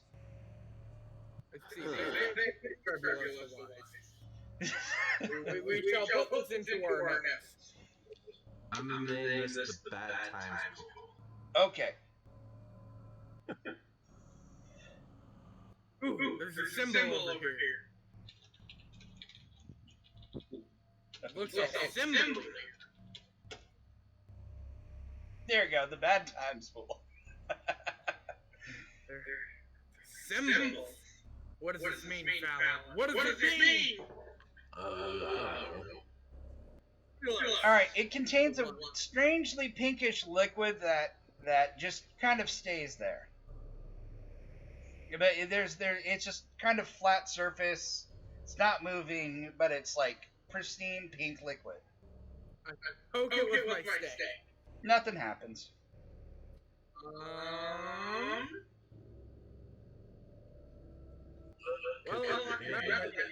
I'm out of ideas, and I'm not putting any body parts in it, and I'm not forcing Mouse, while restrained, to put their finger in it, and I'm not going to do that before Tribulus. I'll do a lot of things to Tribulus, but I won't do that. Tribulus is like, what the fuck did I ever do to you? That's the point. That won't do that. You know what? I'm gonna just pluck a hair off of my chinny chin. Okay. And just dip that hair in this basin. Alright. Nothing happens. Okay. Pull the hair out and just look at it for a bit. Nothing happens. Well, doesn't make a whole lot of sense to me.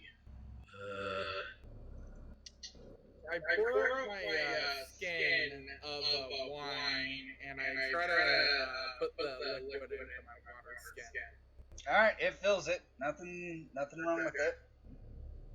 Fallon, could you get the wine pool liquid? Actually, we already have the wine pool liquid with Mouse.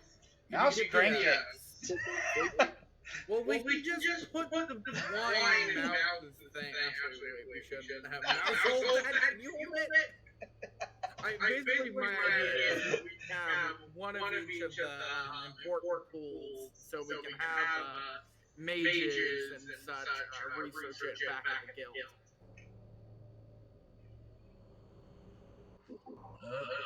Makes sense to me. Yeah, I'm okay with that. Okay. Actually, we already have wine, so can you just pick up the pink pool of it, and we'll just have Mouse before we leave get the pool to sleep. Okay. So there's another one right here. Alright. What's going on with this pool? It's filled to the brim with a clear, fizzing liquid which gives off strange and unpleasant aromas to those near it. As per procedure, I poke it with a stick. You now have half a stick. This is acid. Very nice.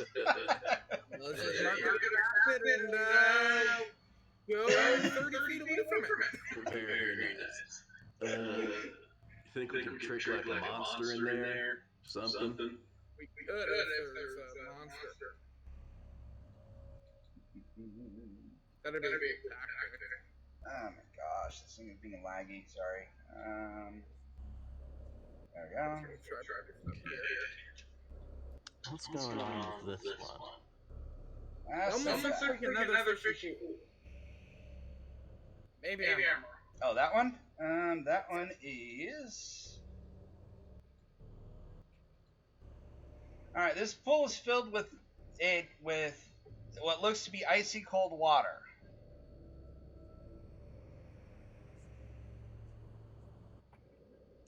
I poke it with my stick, my half-broken stick. Nothing happens. I touch it. It's really cold, like, you know, refreshingly cold. Oh, that's pretty cool. Nice cold water. Yeah. Yep.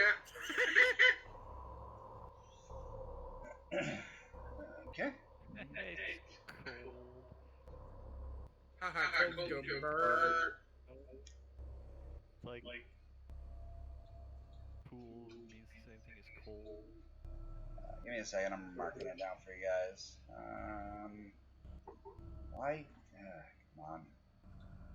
There's a pretty ice joke there. Greatest puns.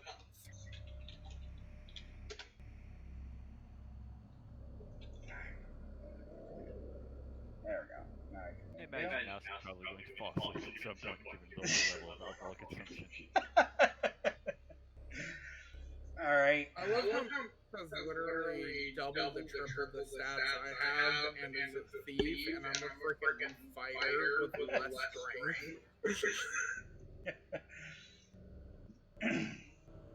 Max could just slap me across the face, and my character would just start crying. Well, I'm playing an elf that can barely shoot a bow. So, Yeah. You know, stuff happens. All right. So What is my highest statue? yeah. So this pool is just shimmering water, which looks normal like all the other pools, but it's not as full. But you notice it seems to glisten and sparkle, and it seems to kind of irradiate a glow. Terminus! Okay. And Tribulus comes over. Okay. I wish for you to inspect this pool. Alright. Changed you. Why do you have 20 hit points? 4. There we go. Alright, he says unfortunately he doesn't have any spells to detect magic, but he says it looks pretty magical to him, but he has no idea.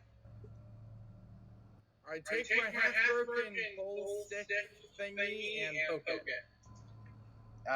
Everything's fine. Nothing changed to it. Okay. Magical water thingy. Is what I would deduce. What about you, Fallon? Good try thinking test. Okay. I did pinky last time. Alright, Mouse. Okay, I don't thinking. Alright. And Fallon, you said you're the one dumping the pinky? Yes.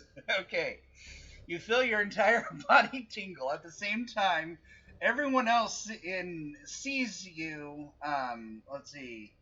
The character, upon swallowing the liquid, the drinker feels his or her entire body tingle. At the same time, the character and the others in the area will see a visual phenomenon. An aura will glow around the character's entire body for about a full minute. So as soon as you take a tap of it on your water, your body starts to glow.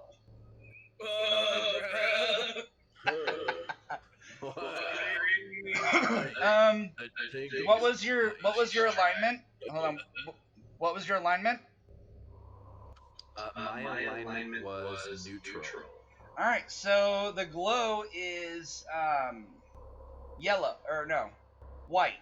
So you're glowing with a white aura. Yes. Very nice. So you're doing it, Jid. Halgor? Do I see anything?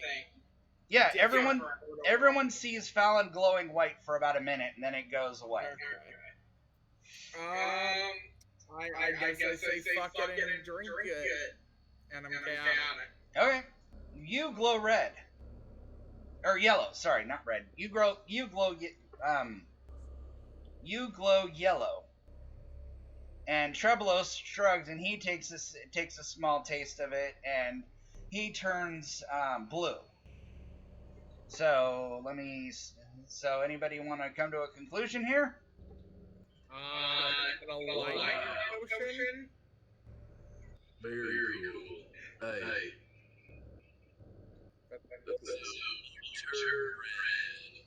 Because you don't care about laws and people and whatnot, right?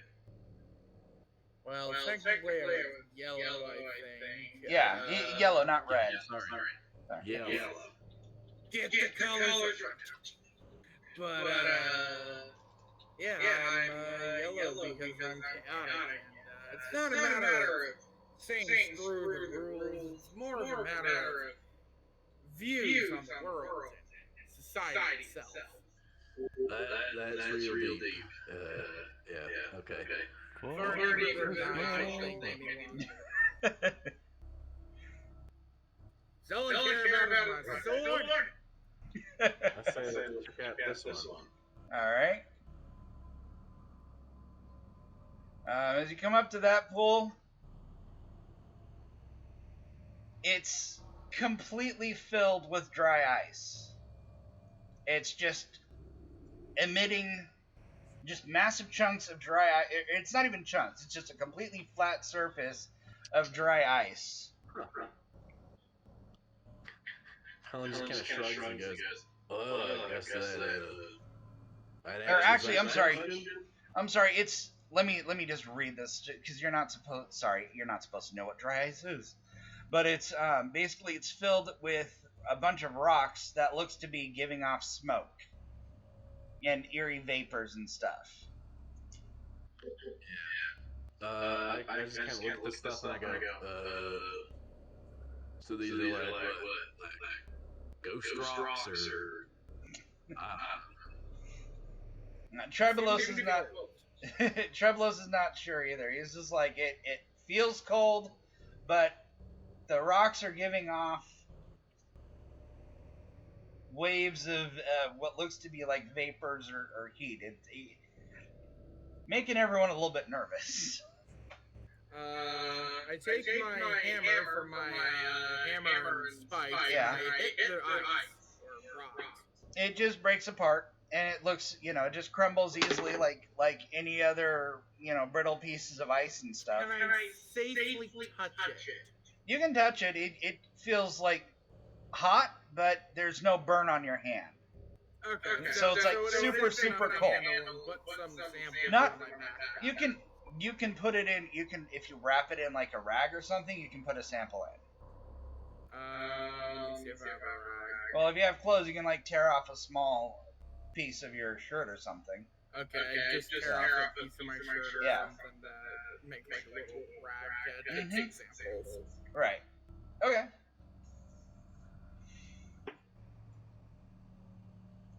So, put in your inventory samples of smoking rock. Under notes? Or just items. I'm trying to figure out how to add an item. There should be a little plus button under your inventory, under miscellaneous. Okay, new item. And then name it A sample of smoking rocks. Or cold smoking rocks. How's that? Okay. And can I do an item that's called liquid from yes. quote unquote wine pool? Yes.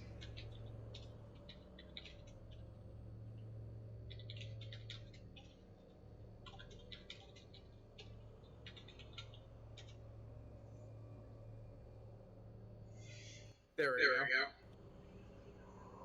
Yay. So, should we go to the next pool? Yep. Bless you. Okay.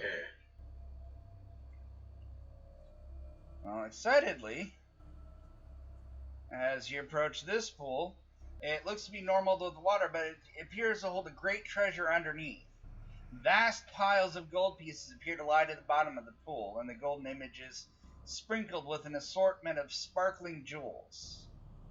Trebelos, can you see if there's any weird magic fucker going on? Let's see.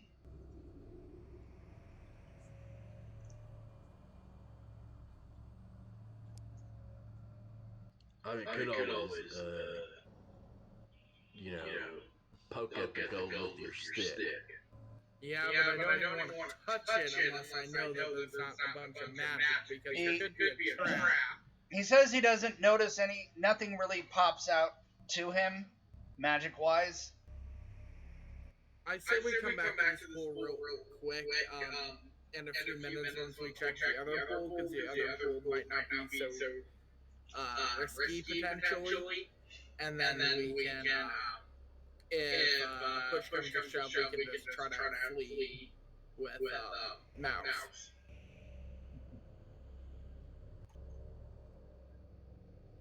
Since why would there be treasure in the open under a safe liquid?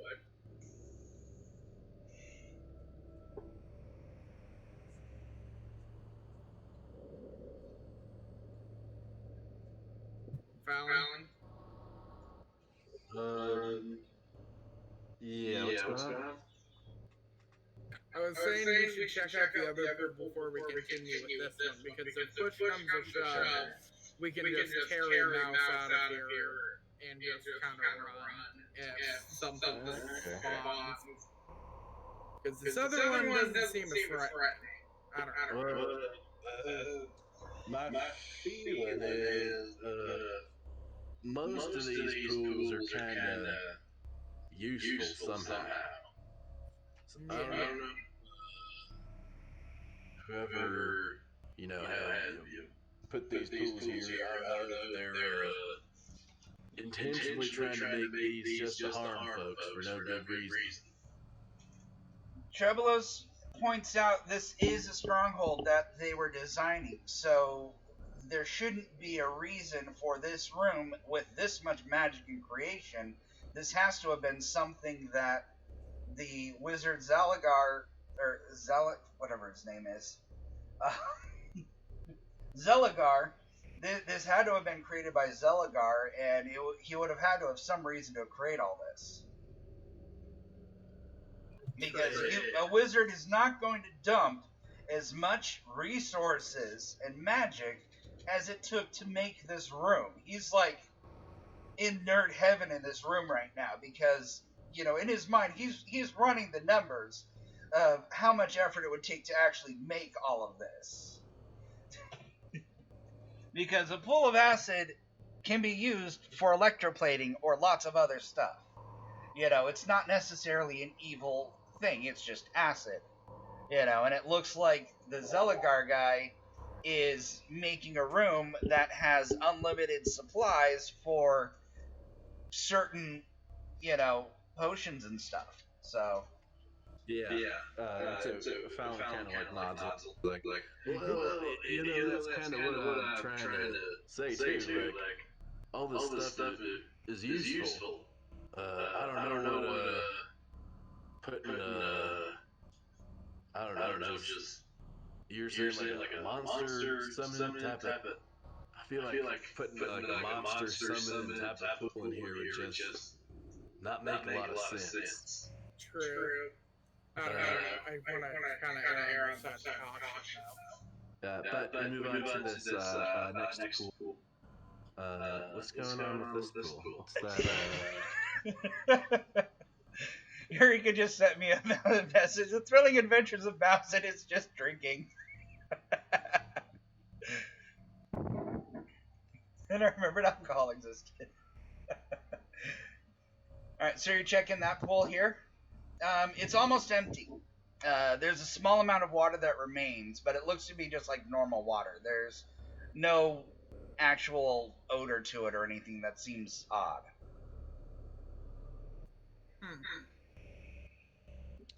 Okay.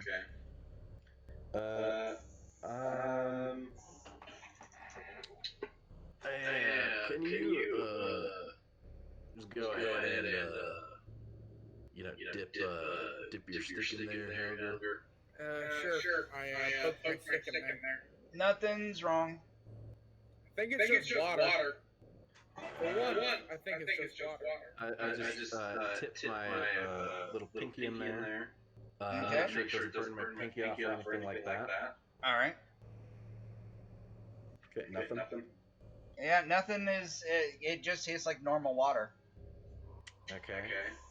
So with that in mind, I'm going to proclaim this the water basin. Okay. We have officially found water. Hey, had to find it sometime. Yep. Okay. The most scary one for me. I say to start poking my stick in here. If you think that's smart, Fallon. Should I do it? Makes sense to me. Okay. I poke my stick in and try to just see what happens. Nothing happens. I try to fish it out, fish the gold, whatever thingy out of the water with my All right, stick. give me a second. You said you're 5 feet now. Let me pool room. How big were these pools, anyways? Said about 10 feet wide and sloping to 5 feet deep. Okay, so he should be able to actually touch the material then with it. Okay. You notice that your stick just passes right through the treasure. And just hits the wood, or hits the stone basin at the bottom. So Trevelos just starts laughing. And this is like, it looks to be a permanent illusion spell. Okay. So, illusion potion. Awesome. Well, he says it's an illusion of the treasure. So he says, like the magic mouths, Zelagar is a very powerful magician. Like the magic mouths up front, those look to be like a permanent feature. So it's going to take some really powerful wizards to dispel any of these pools. But he's rather impressed with the actual illusion that the guy created, because it looks like there's gold right up there, but it's just all a hologram, basically. Okay. Well, It was a lie. The pool is a lie. Cake is a lie. so I suppose last thing I wanna do in here is I suppose just try to search all the walls for doors. Okay. Give me a second here. And once I have kind of searched the walls for doors, I'm gonna take my wineskin, leftover wineskin, and I'm going to kind of pull in some of the sleeping potion and some of the wine. Okay. In the same skin? Yes, in the same skin. Okay. So, give me a second here. Check something. And you're basically just going to keep searching for secret doors until Mouse is slept off her drunkenness? Yeah. Okay. And I think in the future, probably when we come to like a dead end, that's just going to be kind of the practice. Do a search for some secret doors. Okay. Give me a second. Where did the thing go? Okay, here it is.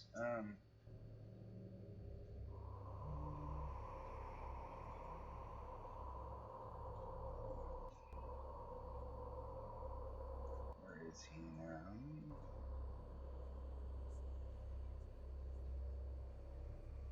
Abilities. Here we go.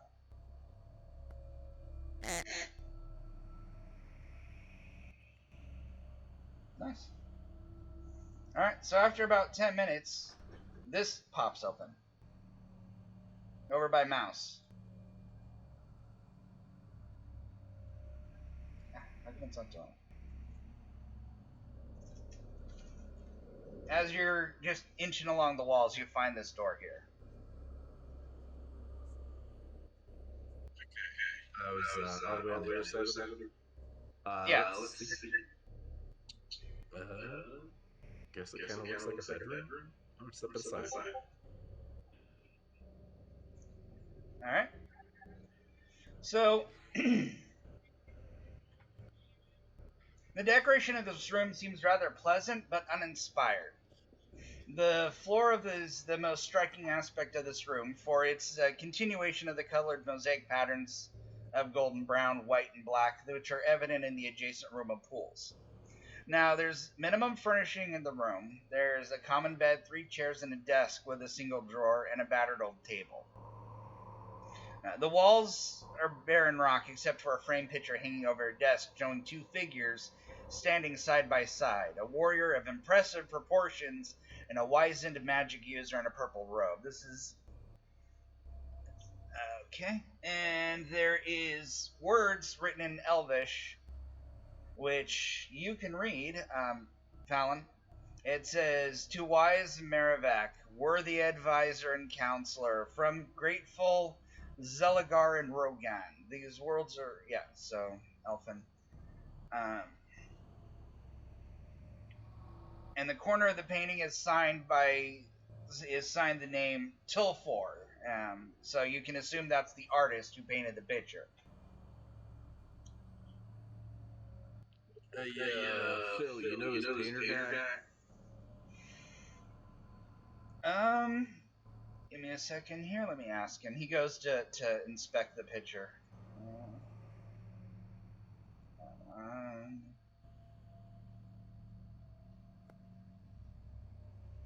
He says, "Well, yes, he's back when I was young. We actually would study about him in the church. He was a really famous painter, and he's quite well respected, and his art is quite sought after."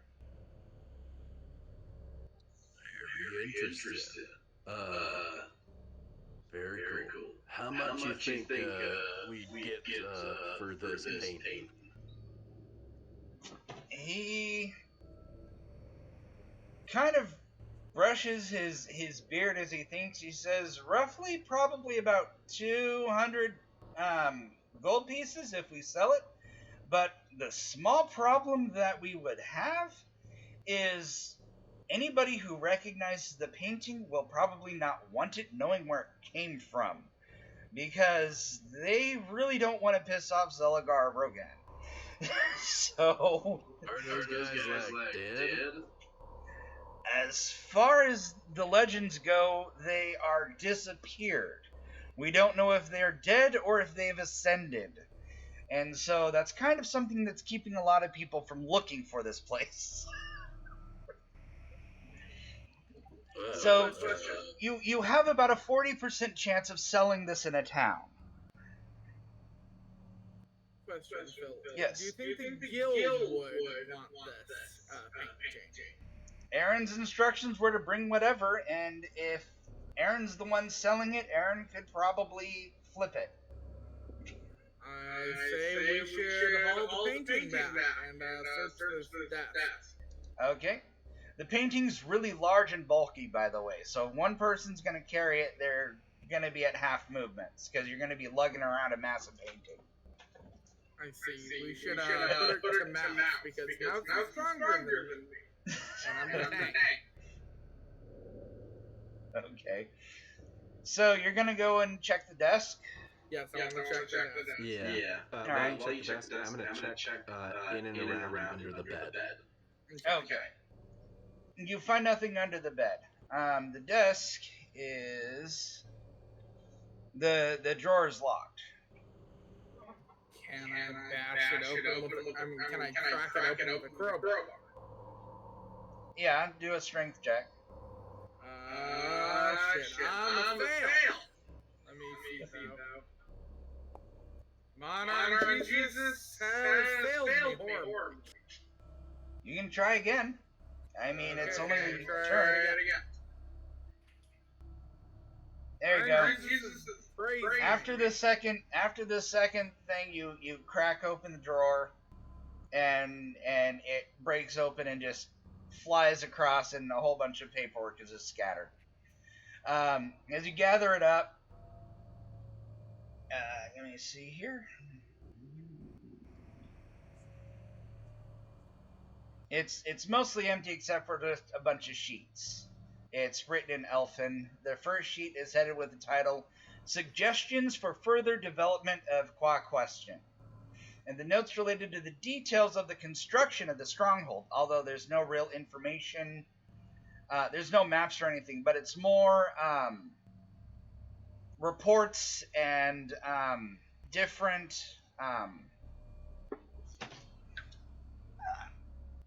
the statuses of various rooms. So this is more like logistics paperwork. I smile and say, "This is Aaron would love this." And I start gathering up all the papers to put in my bag. Put it in your bag. So I'll just say like logistics papers from drawer. Yeah, just put papers and then suggestions for the further developments of Qua question. Something I'm gonna have to freaking write and put on the website later. Suggestions for what? Quas Queston. Quas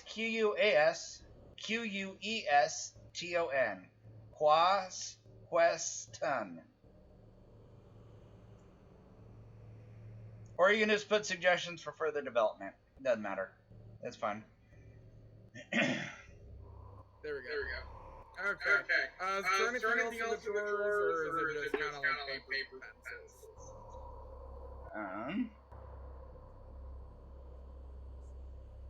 Because I would love to crack this open more. Give me a second here.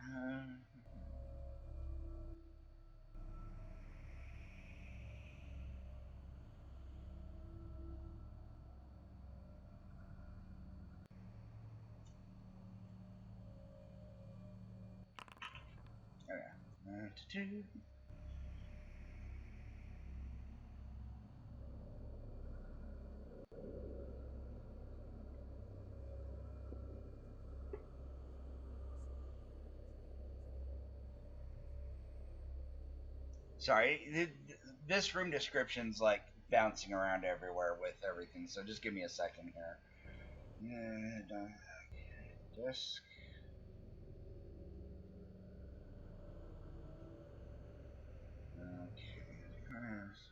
Okay. Desk.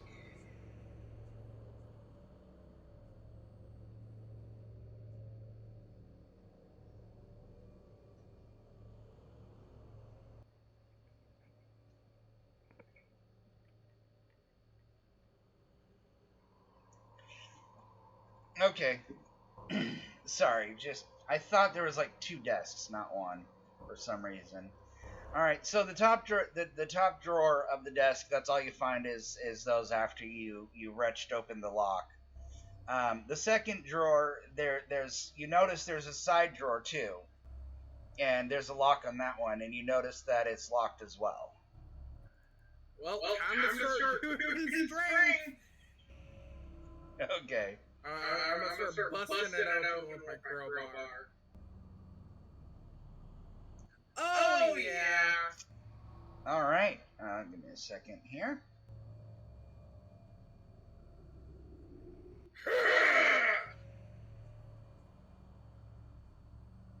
Was that a very manly grunt? Just give me a second. I want to check something.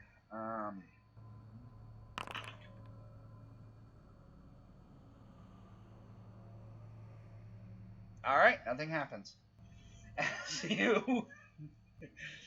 you yank it open, the drawer, you just freaking wrench the damn thing so hard that the drawer flies across again, and you notice something snap because it apparently was trapped, but you yanked it so hard you tore out the connecting the connecting mechanism.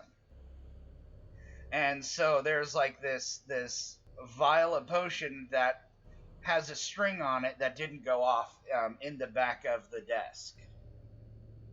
So it was a bomb or something? It was trapped.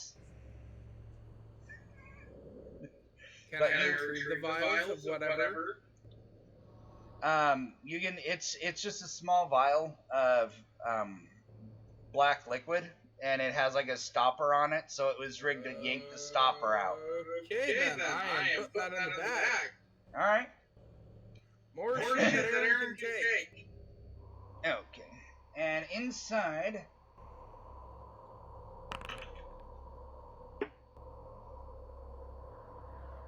Oh, you guys still lucked out. See a pair of boots. Ooh, what kind of boots? You don't really recognize them, but they look really, really well made. Ooh, I like boots. They're leather. No! If you, if Fallon, you take a look at them and you notice they're the kind of boots your people make. Hey, I've seen boots like this way back in Greyhawk. Used to make boots like these all the time. You wouldn't mind me taking these boots, would you? Well, you use leather, so it makes sense. Yes, it does. You got a pair of elven boots, so basically you know that it mutes your movement. Basically you have permanent silence on your movement. Doesn't help your armor, but it doesn't. But you know, better for stealth checks there. I figure I can give one boot to Mouse, and we can both be half silent. All right, so just go and put that in your treasure inventory, or actually just put it in. Yeah, put it in the treasure. But magic items don't get XP, is what the rule said. I need to keep remembering that because I keep. Yeah, because I think the expectation is that players are just going to keep exactly. magic item. Yeah. Let's see. And if you're keeping a magic item, you're taking it into the realm, so you're not going to be selling it except to the guild or to other realmies. So, what else is here? So much for a flaming sword of plus 3. Yeah. Well, hey, it'll boost your You guys- survivability by a long shot. Just to let you know, this drawer actually has a random roll table when you open it. Well, since you guys open it, I'll tell you what you could have gotten.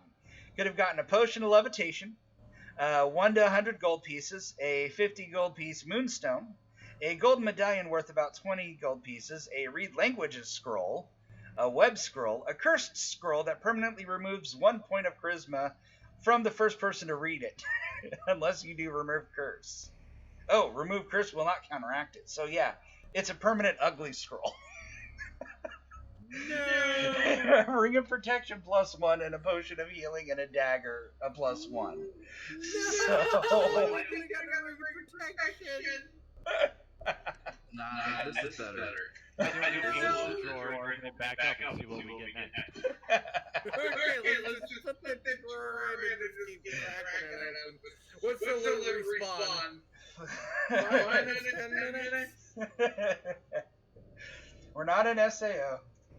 Oh, I thought we were playing World of Warcraft. Alright.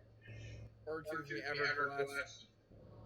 Yeah! You play EverQuest? Yeah. I used to. Oh my god, it's my favorite game series ever.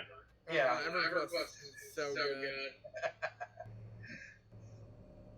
What's funny is, my dad, Mr. Kaiju over here, was the one who always got me into it when I was a young lad of being 2 or 3 years old, sitting on my mom and dad's lap playing EverQuest. While we ran through Befallen and yeah. See, I didn't actually get EverQuest until I was like 9 or something, but Yeah. I was born on the same day that EverQuest was released. Oh, cool. Oh, really? Awesome. So it's often been like a saying of mine, like, hey, that was a great day for humanity for multiple reasons. Yep. EverQuest is fun. Oh yeah. I wish they would. I wish they would really update the system and just kind of do a fresh, new thing with it because there's so much good content there. There's something in the works, supposedly. I thought they quit EverQuest Next. EverQuest Next was like years ago. This is Okay. something else. Alright. EverQuest Next, I was so looking forward to it. I was so hopeful for it. That was gonna be like the next big MMO. It was gonna kill WoW. It was gonna bring glory back to EverQuest. Even though I really liked WoW. I did not. I cannot stand the character designs. Yeah, started making them a lot more cartoony. I liked classic to Wrath, even though I mainly played in Cataclysm, which is like the fourth or fifth expansion. But I liked the early days, even though I didn't play it much. But then they just started streamlining everything, and it took away the difficulty, and it started making it more of a daily grind, like all the mobile games and everything. So it stopped being as diverse as an RPG should be, like EverQuest was, or Yeah. All right, so which the is what's room's sad. the room pretty much is. You're really quiet now. Are you talking? Sorry, there we go. Is that better? Yes. Much Okay. better. So the room is basically that's all there is in the room. Wanted to check something here. All right. And one more. Okay. Wow, you guys are so freaking lucky right now. So, Mouse is back awake and has slept it off, but you notice her eyeballing the wine pool and slowly inching back towards it.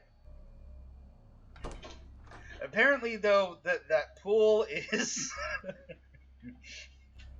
not good for people who's drunk from it once before. Well, because now it's technically too restrained.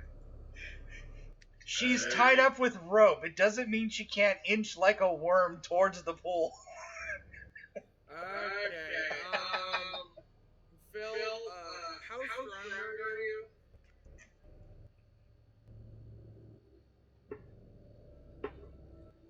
We're just gonna need to probably. Who? Oh, leave Phil? this. Yeah, Phil can grab her and he hoists her on his shoulder. Okay. Dude, let me out! Let go of me! Stop that! Okay. Well. Wait a minute. Actually, no. Trevor will hold the painting. Hey, hang on. I'll come So- up with you. I'll come along quietly. Give me those boots. No. I'm gonna give you the boots maybe when you are in your right mind. You're gonna be waiting a very long time.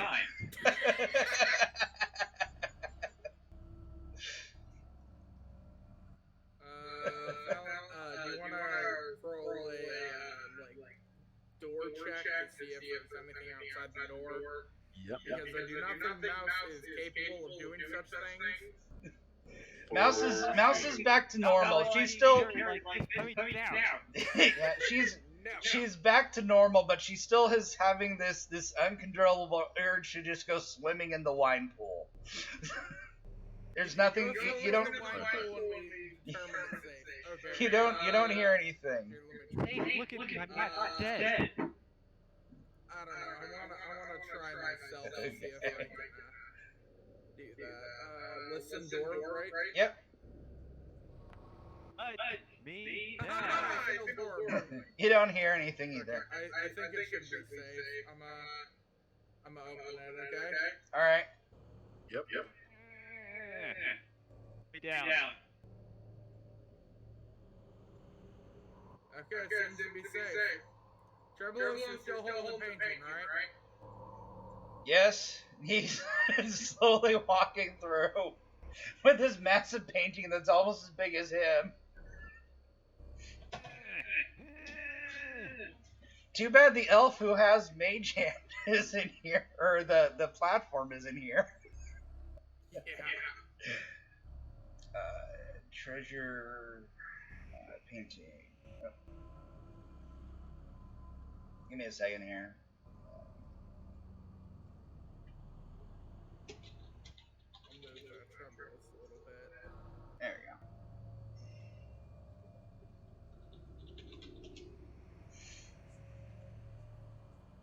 we go. All right. I'll just, move along with Phil. Okay, I'll get everyone caught up here. What?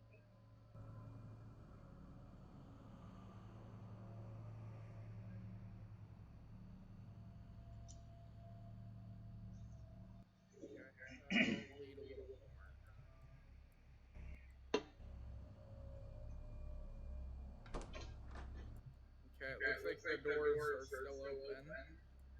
Doesn't look like there's anything around. Oh, sorry, I didn't mean to grab you. Okay, so this is the room that we will need to check out next time. This is the goblin room. But clearly, Madam Mouse is not in the right mind for this. After you leave the room, after you pass through the doorway, taking her out of the pool room, all of her effects seem to just fall away, and all of her drunkenness and everything else is just gone. And and Mouse, you're just like, what the fuck happened to my buzz? Okay. Look, not in my right mind. I tied me up while I was asleep, and now you got a guy carrying me. Would you be in your right mind? Walk back into the doorway and let's see if it's like a curse or something. Well, you're already out here. Are you gonna walk all the way back, or what? Well, no. What I mean is, I'm assuming Mouse crossed this little threshold of the door. So let's see if the threshold is what matters. No, it wasn't. It wasn't this. It was after you guys were walking away from the pool room. Okay. That makes sense then. Okay. After you left the pool room, she was fine. Mouse is just wiggling like crazy. She's Yeah. strong to me, and she's good at getting out of them. So she's gonna try to Roll your dex to do a ropes escape. All right, yeah, the ropes just kind of fall away, and you just bounce off the hill. She just sort of crawls down the back of the hill and stands up. Yeah. Screw you. Hey, for your own safety. Safety? If we were attacked. I would have discussed the rope. You're safer in an attack, tied up, than you are dead from drinking too much. Exactly. No, I'm not. If I'm dead from drinking too much, I'm no longer at risk. Well, you're also not alive. Exactly, and therefore at no risk. So you're saying you just want to die before we get in the fight? No, but I'm saying you're wrong. I mean, that's just, what's the word? Accurate. The word accurate. That's just pedantic. I think we should probably head back because we have poor Trebulus over here holding a painting that he's barely gonna get paid for. Trebulos says we could just walk the painting back to the entrance and set it there. I mean, but do we want to come back in after that? I think we should go back. We've got a bunch of stuff. So we go back, we'll give the report, and kind of, give her what we know. Okay. Hey, Rick, can I? Yeah. Just a little bit of that sleeping wine. I want to see if it's still wine. All right. Just pour out. You take a sip of it, and you notice it's just like normal wine. You don't feel any effects whatsoever. Oh man. Hey, look, the magic liquids are useless outside of that, right? See. But still, we can still have Aaron potentially examine with the squad of mages or whatever. Yeah, you never know. Hey, I can still sell regular wine. Yeah. Okay, so let's start heading back.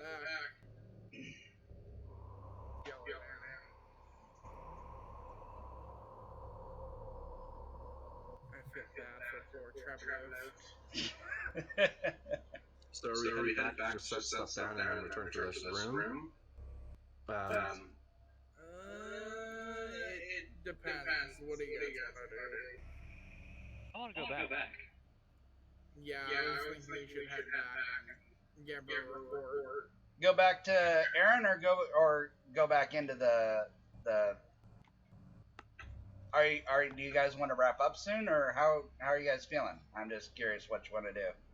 I mean, I've got to get off in like 17 minutes. Oh, okay. Yeah, we'll head back. I was thinking Okay, of then. back is what I was trying to do, but I was being clear. All right, let me just do. It'll take you 3 turns to get to the door, so let me just do one wandering monster check. 4. Yeah, no wandering monsters, so you guys get out of there. With this luck, I wouldn't have gotten knocked down twice, 2 sessions in a row in my other D&D campaign. Yeah. Maybe I actually would have hit. Alright. So, you guys just make it out. I'm just going to pull everyone back to the guild manager's office because you make it out and back to the portal. There's no one's interrupting you. Active. There you go. Yay! Yay! Huzzah!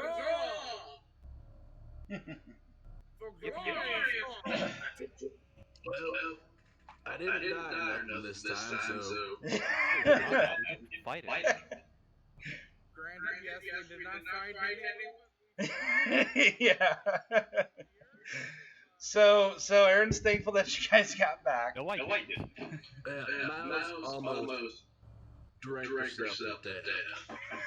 Yes, we battled against the sins of humanity. You fought the worst enemy of all, alcoholism. We met a nice orcish fella. Was all sad that his friends died in there.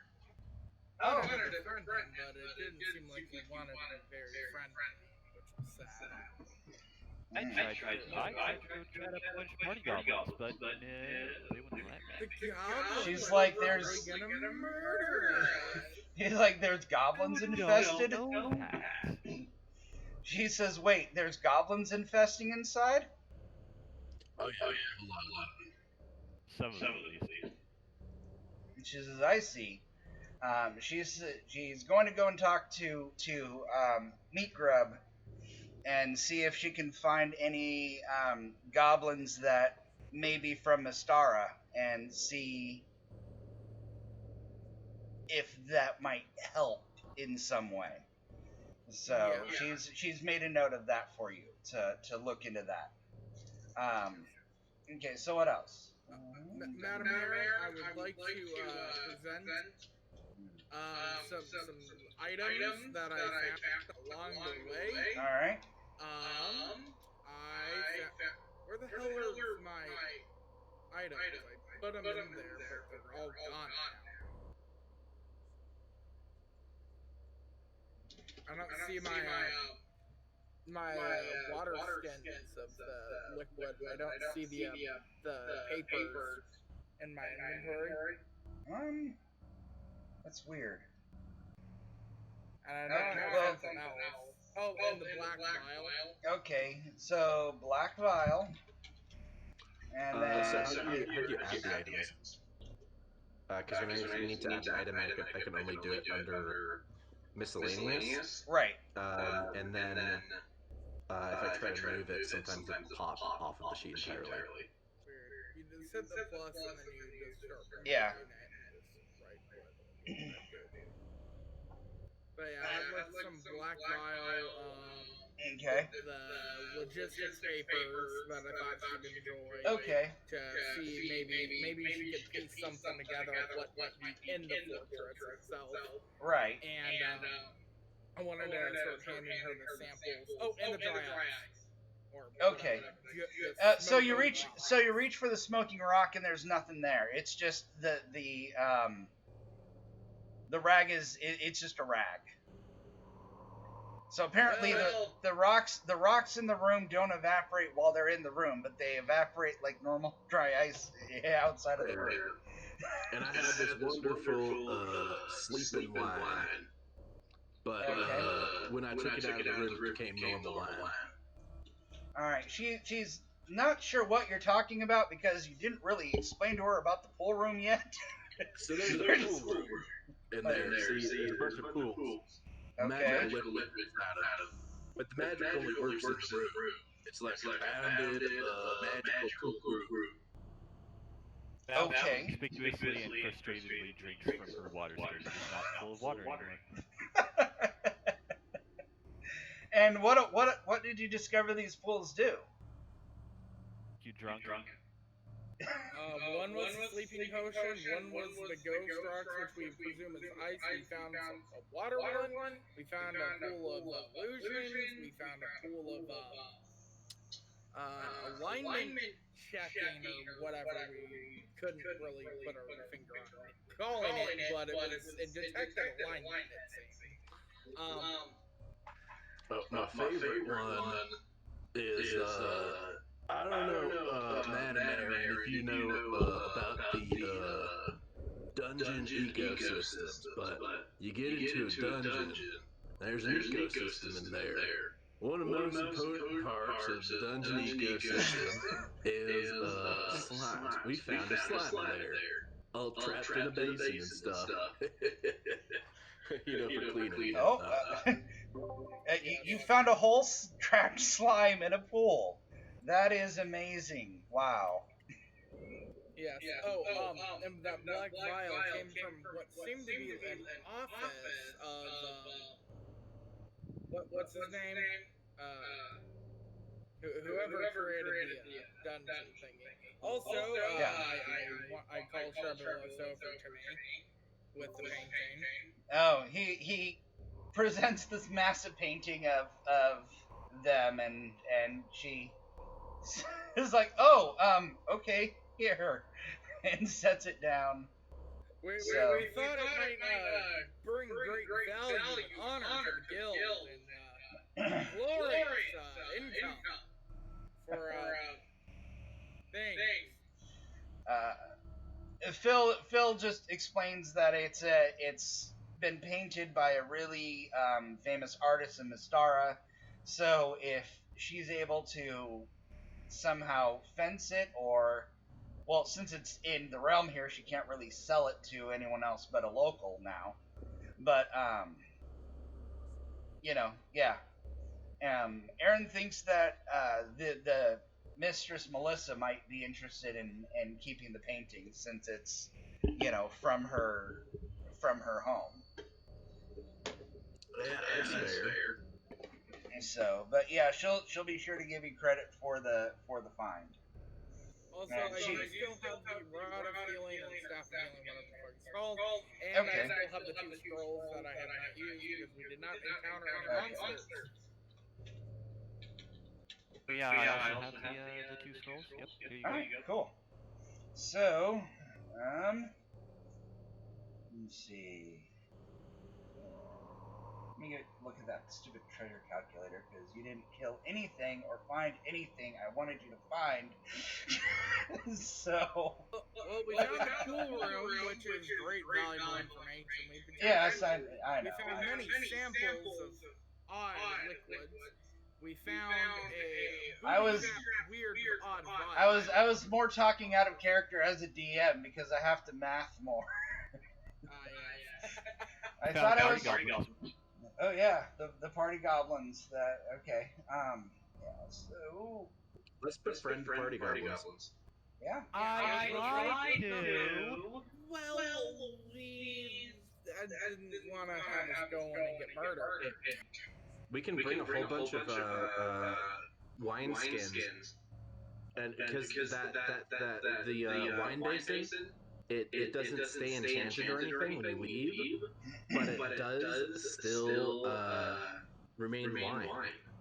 So we can just farm water skins, go in every time with like 50 water skins each. Yeah, I'm saying let's we could even get a barrel out there, get a barrel in there, or a barrel or two, fill it up with wine, and then befriend those goblins by partying with them. No, no, no, no. I am going to do that, and I am going to sell it. I thought we established that. Yeah, obviously we sell the wine, clearly. We just befriend the goblins I mean, by having mouths talk nice to them. I feel like the wine itself is not good enough to justify selling it. The wine is great. It's wine Wine that is gets you drunk, and people just want to drink away their sorrows of this shitty land. That's It's a glorious land of amazing things. I mean, trees. Murder. Trees and Terrascue's all about. I mean, it's it's wine. It's just not like elven wine or anything like that. Oh, obviously, I want to get into I'd pay maybe a copper piece for a pint of it. Maybe less. A little bit more. We can both sell. I'm just saying, it might do us better to negotiate with it. Negotiate for selling it at a higher price. No, negotiate to get those goblins on our side. Potentially, or we could sell wine. You see, Mouse and me have the same similar mindset. See, he knows what he's talking about. You see, wine is commodity, and people need commodities, and it's a luxury good, which then is going to be in high demand once we start growing this glorious nation and start clearing out these dungeons so the guilds can have a better operation. Thus, then we can go and conduct trade. I mean, I don't really think it's gonna be a high-priced commodity as long as elves are still around making their own. It's still good enough to get poor people drunk, and poor people is what makes the world go. Speaking as an aspiring, not poor person, I can attest to that as well.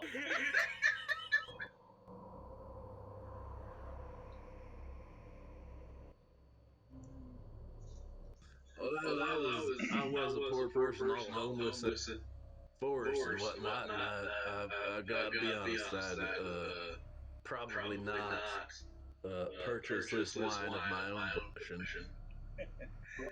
All right, Erin came back and says, all right, calculating everything together, she's going to award everyone 50 gold because, the painting itself can't really be sold, but it's of emotional value with Melissa, so she's willing to buy it from you.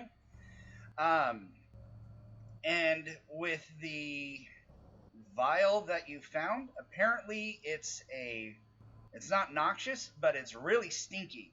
So if that would have went off, you would have been like unable to go. It's like a stink bomb, basically. So she hands it back to you, Halgor. So you can just put vial of. Why doesn't she want it? Huh? Why doesn't she want it? You found it. She identified it for you. But I want So- to give it to the guild in case they need it. I mean, Okay, I if- we're gonna need it. if I you- have it. I'll Alright. just stink bomb the entire room of goblins if shit goes south. All right, I'll add it to your thing here. And she is awarding everyone 250 XP for just it. You found a lot of really cool information.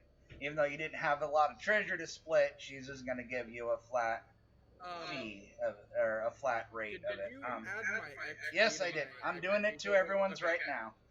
Okay. Let's see. I saw it. Yeah, I'm calculating mine right quick. All right. Because I get a plus 5% bonus Yes. to experience. Yep. But Do I I? like arrows and such to bring in. Give me a second.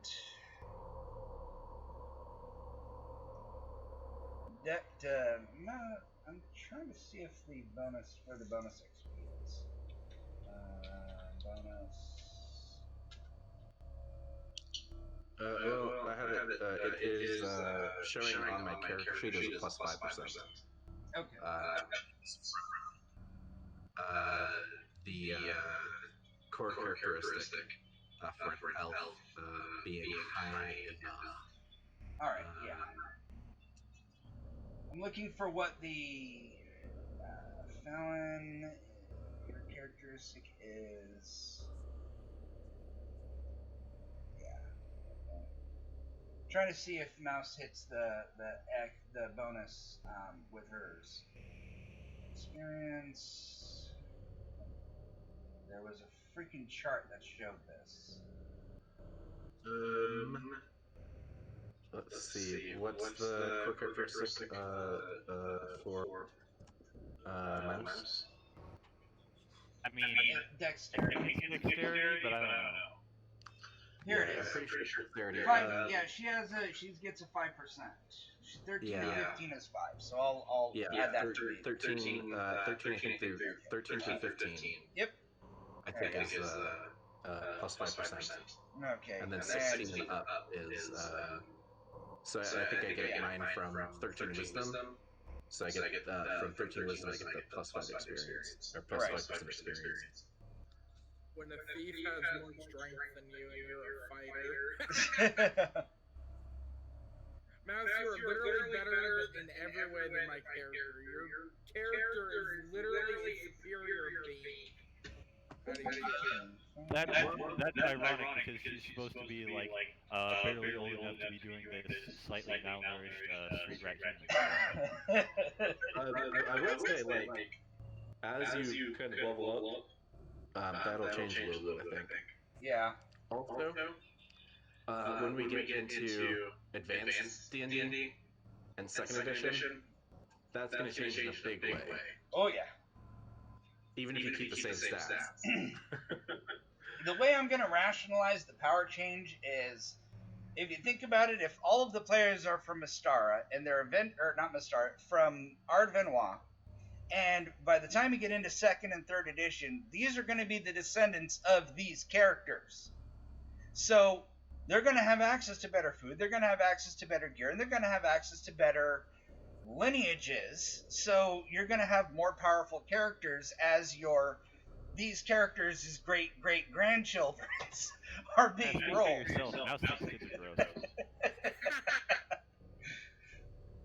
character's just gonna one day spawn out of the +8 flaming sword of hellfire as a level 1. How much gold did I say I'm giving everyone? 50? 50. Okay, so I'm giving Phil 25 and Belos his portion of 25. And in total. There you got their XP. Does everyone have their golden XP? Yes. Alright, cool.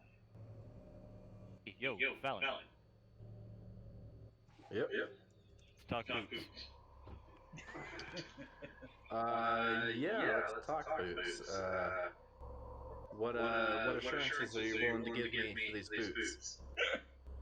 Assurances? What's that? What are you gonna give to me if I give you these boots? What do I get out of this deal?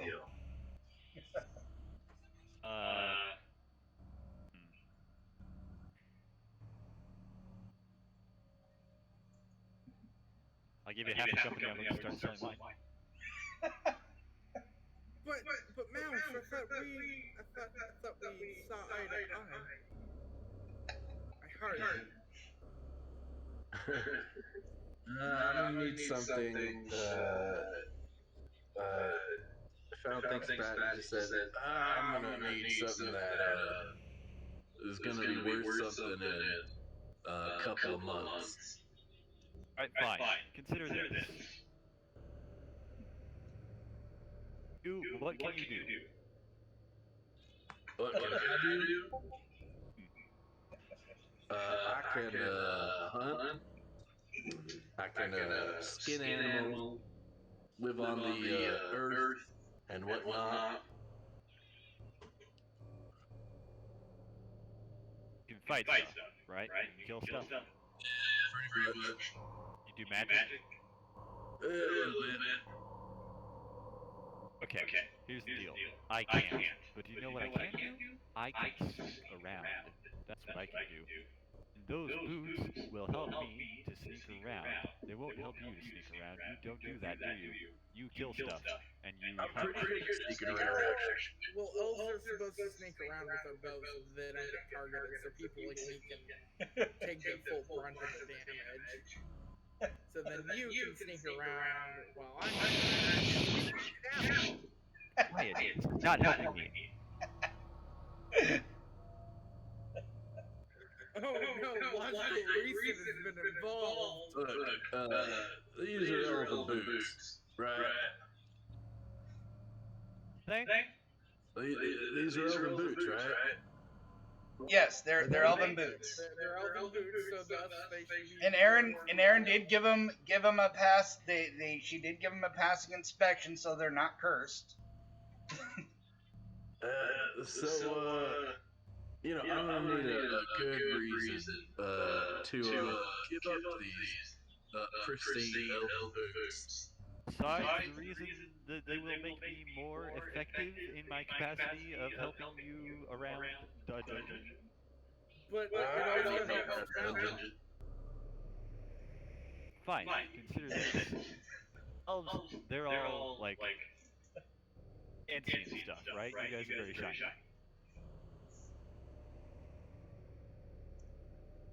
What's that? Yeah. Well, I'm not. I'm just an ordinary, boring, bland, gangly, average human being. You dig? So, That's all true. Yes. out of the goodness of your shiny, pointy-eared heart, you could, being an elf and already having plenty of elfiness of your own, you could take pity on the poor, duck-footed human and pass on just a little bit of elfiness to her. Hold on, if you want to really get this in. Yeah, I'm not really following. So you want me to pass on some elfiness? Yes, namely the boots. Boots can make you elfier. They're elf boots. Yeah, but they're not boots of elfiness. They are. No, they're elf You boots. said they were. They're elf boots, not boots of elf. Okay, this is what I'm gonna do when you guys are talking. I mean, if you go into the forest, you're still gonna be just as lost as you were. You would have been 10 minutes ago. If you wear these boots, just make you quiet.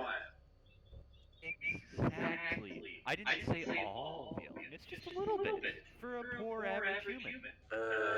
Well, you are remarkably average, somewhat pathetic looking, malnourished, I might say. Well, yeah, that's fair. But hey, I give you these boots. Are we gonna agree that next time a nice magic item comes around, someone else gets first dibs?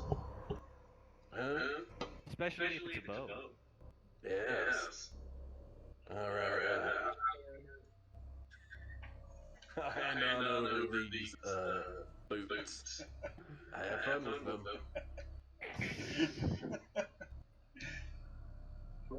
Alright. So she now has a pair of elven boots. How do you feel now, Mouse? Do you feel just a bit elfier? Fuck yeah, high fashion is mine now. Hoorah! You feel your ears blinking just a bit?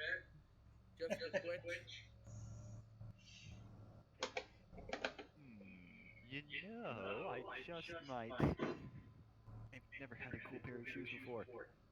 Ah, these ones have proper soles. That's awesome. They're not run down from the streets. They're not from the garbage cans and the street urchin.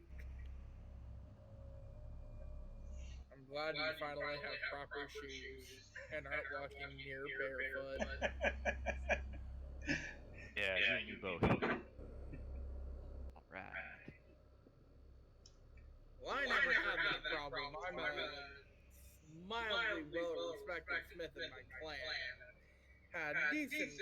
funny, but I lost my eye in a smithing accident, and then Smithing accident? then I How do you, yes. how does a smithing accident work? Well, one day I was hammering my great masterpiece, my warhammer, to bring pride to the Thunderhammer clan for the annual Hammer Games, to make the best hammer. And then, in a freak accident, I hit the metal, and metal flakes went into my eye and caused damage where I freaked out because I was a young lad at the time, namely 17. And alas, the metal flung into my eye and caused deep scarring burns and pierced my eye. That's a sad story. And I'm never going to let you forget it because that's hilarious. I mean, well, I wasn't going to say anything, but No, it's all my god's fault. Clearly, Helm is kind of an asshole. with a name like hell, how could you be? Helm's like a dwarf god, right? No, he is not a dwarf god. He is the sentinel of something. Helm is one. You said you. I thought you. Didn't we say you were from a star then, Halvor? Speaking as a big fan of the Forgotten Realms and a big fan of Helm in particular, I am just irritated on it. So I was looking up all the deities, and I'm like, Helm seems cool. So Eureka, just so you understand what's going to happen in Mistar, because you said you wanted him to be Mistaran, right? Because you wanted him to ascend to be immortal and punch him in the face, you said? No, that wasn't me. My character is she, and furthermore, she doesn't have this particular deific. No, I thought when I was talking to Halgor, yeah. Yeah, you're saying Eureka, not me. Oh, sorry. No, Halgor, you said that you were going to be Mistaran because you wanted to go for the immortality, right? So Helm doesn't work? No, Helm does work. Okay, Because okay. the immortals, they take the names of other gods from the other realms. That's why there's immortal stat sheets of Thor and Zeus and all of those other guys, because they're just adventurers who just took on the moniker and are getting the worshippers to worship them under that title. So you can find Helm and you can punch him in the face, and it may not be the one who caused it, but it'll be the one that you want to blame. Yeah, that's what I was originally doing. I thought there was a problem. Right. So I was getting confused. Yeah. Sorry. Helm's from Faerun. The main god Helm is from Faerun. Yeah.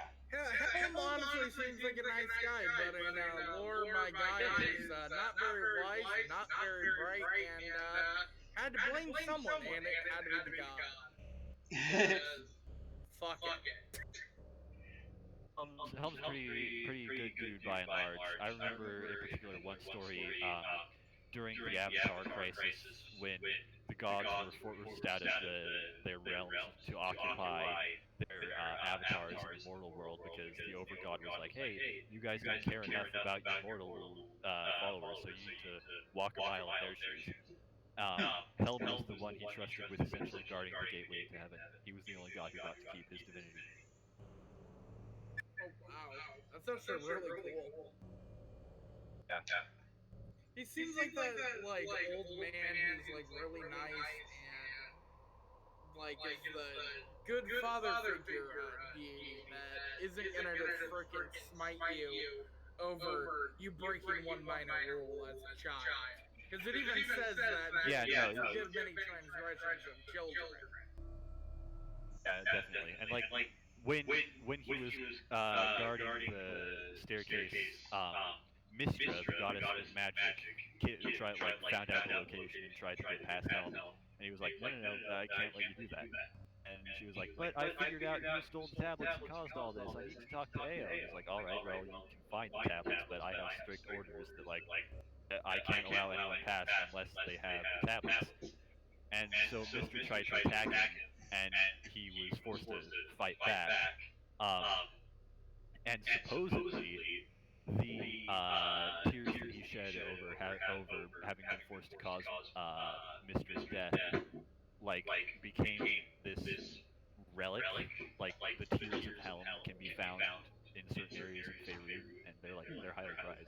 They have magical properties. That's actually really cool. Nice. I know a I little don't about know. the Forgotten Realms. I've never really gotten into D&D until recently, so I don't know much. I'm just kind of scrolling through. Yeah. And he looked cool. He is pretty cool. Oh, so where do I enter the boots? How do I enter the boots into my character sheet? Okay, so when you open up the character sheet, let's see here. Over by the inventory, you see where it says miscellaneous above your backpack. There should be a little plus sign. Just go ahead and click add and just enter Elven Boots, and I'll fix it later.